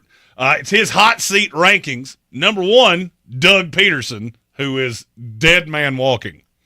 Number 2, Brian Daboll, who got the dreaded vote of confidence that he would be back in 2025. No. That was before they flew a plane over the stadium, and Drew Lock went 0 for 10 to start an NFL football game. Mm-hmm. They're selling tickets for $1 a game. Tickets for $1. Tickets for $1. $13 for a beer. Yeah. That feels like a bait and switch. The only thing you could do in New York City for $1 is get a disease. Oh, yeah. I mean, here's the thing. For $13, you can get a disease twice. Number 3 is Antonio Pierce. While you're driving a truck. Bingo. With maple syrup in the back. Antonio Pierce. Yep, that's another one. I don't know. He is. I don't know. He's got to be. He's got to be on the hot seat. That team is terrible. Well, I mean, that team was terrible when he took it over. Yeah, they're but just you ain't terrible made it no now. better. Well, it's hard to do that in a year. I mean, because he's not the one picking the players. I mean, yeah, you're right, but I'm well aware I'm right. I mean, I'm looking at some of the guys that have played on that team going, are you sure? But how long does it take to know you don't have the guy? At head coach? Is this the same Antonio Pierce that, what was it, won 3 out of 4 games at the end of last season to give you a little bit of hope that maybe there'd be a springboard into this year? And now you're 2-10? Well, you hired the player's choice, and you got it wrong. Mm-hmm. This could have been what happened if you'd hired Rich Bisaccia. How long are you going to do this? I don't have an answer to that. Why don't you go out and find you a coach? I can tell you he would not be ahead of number 5 on this list. His 4 was Raheem Morris, and his 5 is Kevin Stefanski. Yeah. Raheem Morris, I think, would get more than a year, yes, even though this has not gone well. I mean, Kevin do you Stefanski blame him for Kirk Cousins? Is it Raheem Morris's fault that Kirk Cousins has gone 0 for touchdowns on the last 4 games and thrown 8 interceptions? No. I don't, but I'm looking at a second coaching staff going, how do you have this much talent and your offense is this inconsistent? Mm-hmm. It just doesn't make any sense. Why can you make Darnell Mooney work, but you can't make Kyle Pitts and Drake London work? But that's more of an offensive coordinator problem, isn't it? I don't disagree. Who hired the offensive coordinator? Mm-hmm. I mean, I can do this from the top down. I go all the way from Arthur Blank to the ball boy, if that's what you want me to do. Yep. I feel like somebody's going to take the blame in Atlanta. I just don't think it's Raheem Morris. Kevin Stefanski is DED. Yes. Dead man walking. No shot. There's just I don't see a path that he can survive this. Mm-hmm. So I would have him at 3. I mean, there are other jobs that I think are going to come open, but those are certainly 5 of the highest. Yes. Mike McCarthy would have to be up there. That was the one. Like, I don't know how you have a top 5 coaches on the hot seat and not have Mike McCarthy on that list. Because it's Jerry Jones. And there's a possibility that Jerry Jones is just big enough of a lunatic to go, well, he did win a Super Bowl. Well, that was the reason he brought him in, and that hasn't gone well. No, it hasn't. I have to ask, what do you make of the Brandon Graham comments on A.J. Brown and Jalen Hurts? Oh, I feel like he was being honest. I feel like I know he was being honest. I feel like Brandon Graham was giving us a window inside the locker room. But why? When he shouldn't have. So he's doing a podcast. Mm-hmm. I didn't go far enough down the rabbit hole because I don't really care. It was the comments, not where they were coming from, that really rattled me. Why do you feel like he was? I mean, this is a leader on this team. This is not a second or third year guy. It's a guy that's been in the league for a decade. Mm-hmm. Why do you feel like he was emboldened to, I can go on this podcast that people are going to see and air our dirty laundry? Because why wouldn't I? I mean, I feel like it that's doesn't benefit you in any way. I feel like that's kind of part of the culture there of just we're going to be, we're a little too open and honest. We don't keep things behind closed doors because we do everything the childhood way. That was where I was headed. Yeah. When fans boo in Philadelphia, Nick Sirianni starts screaming at the fans. Mm-hmm. If you were a kid and you were in a class and the teacher is driving your activity bus on a field trip and cuts somebody off and goes full Stone Cold Steve Austin double birds, why in the world would you not do it? This is the problem we've had forever. I'm not sure there aren't 20 head coaches in the NFL right now that I think could win a Super Bowl with the Philadelphia Eagles. The problem is I don't think Nick Sirianni is one of them, because every event like this is going to get blown out of proportion. Do you think there is any path that a player for the Kansas City Chiefs would go on a podcast and say something like this? No, I don't, because the only two that have that kind of access. I don't care about the access. Mm-hmm. One of you, Matthew Wright, who's been on that roster for 15 seconds.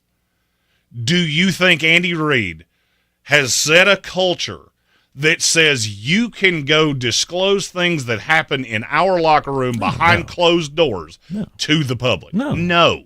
Because the minute I do that, the door's going to hit me where the good Lord split me. Mm-hmm. Because you're going to boot me out that door as fast as you can.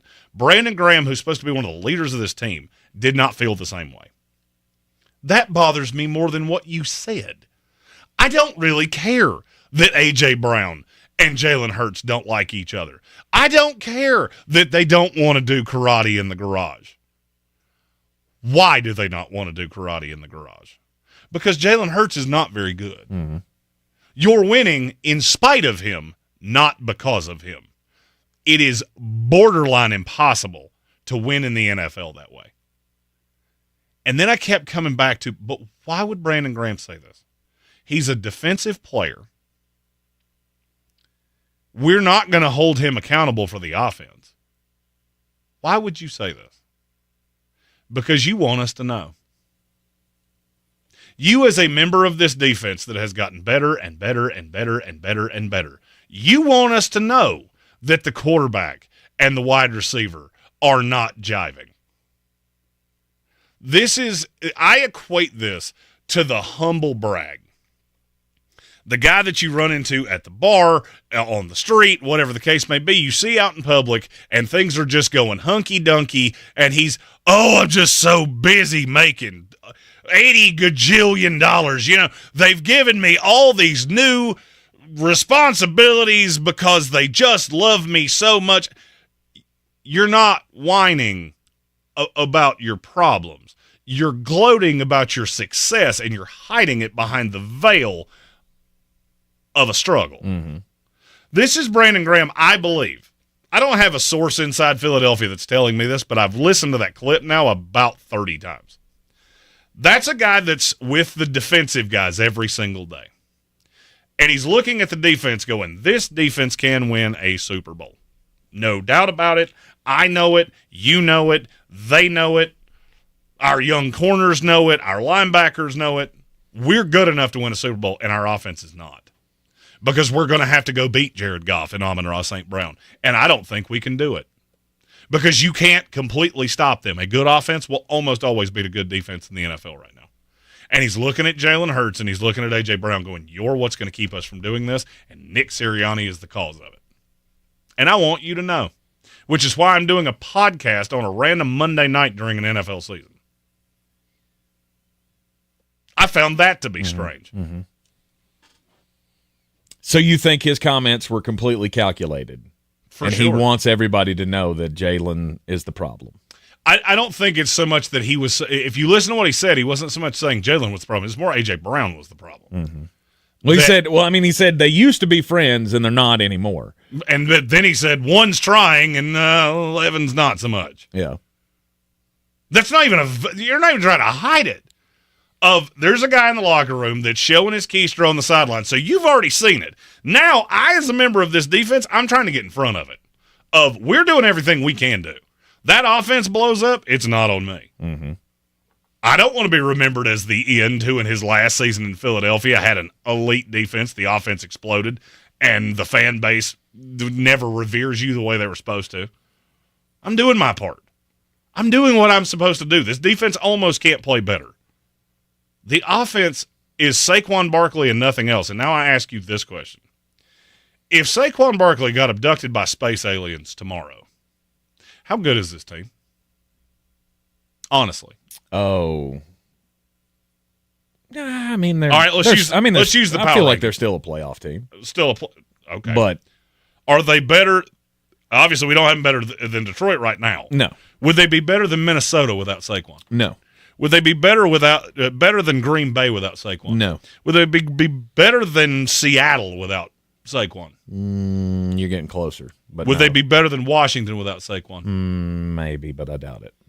All right, so that basically means they'd go into the first round of the playoffs and lose to practically anybody that play. Possibly, yeah. I mean, unless you have Jalen Hurts step up and start playing and them to figure out whatever this is, of course you're going to keep having this problem. AJ's problem is not going to go away.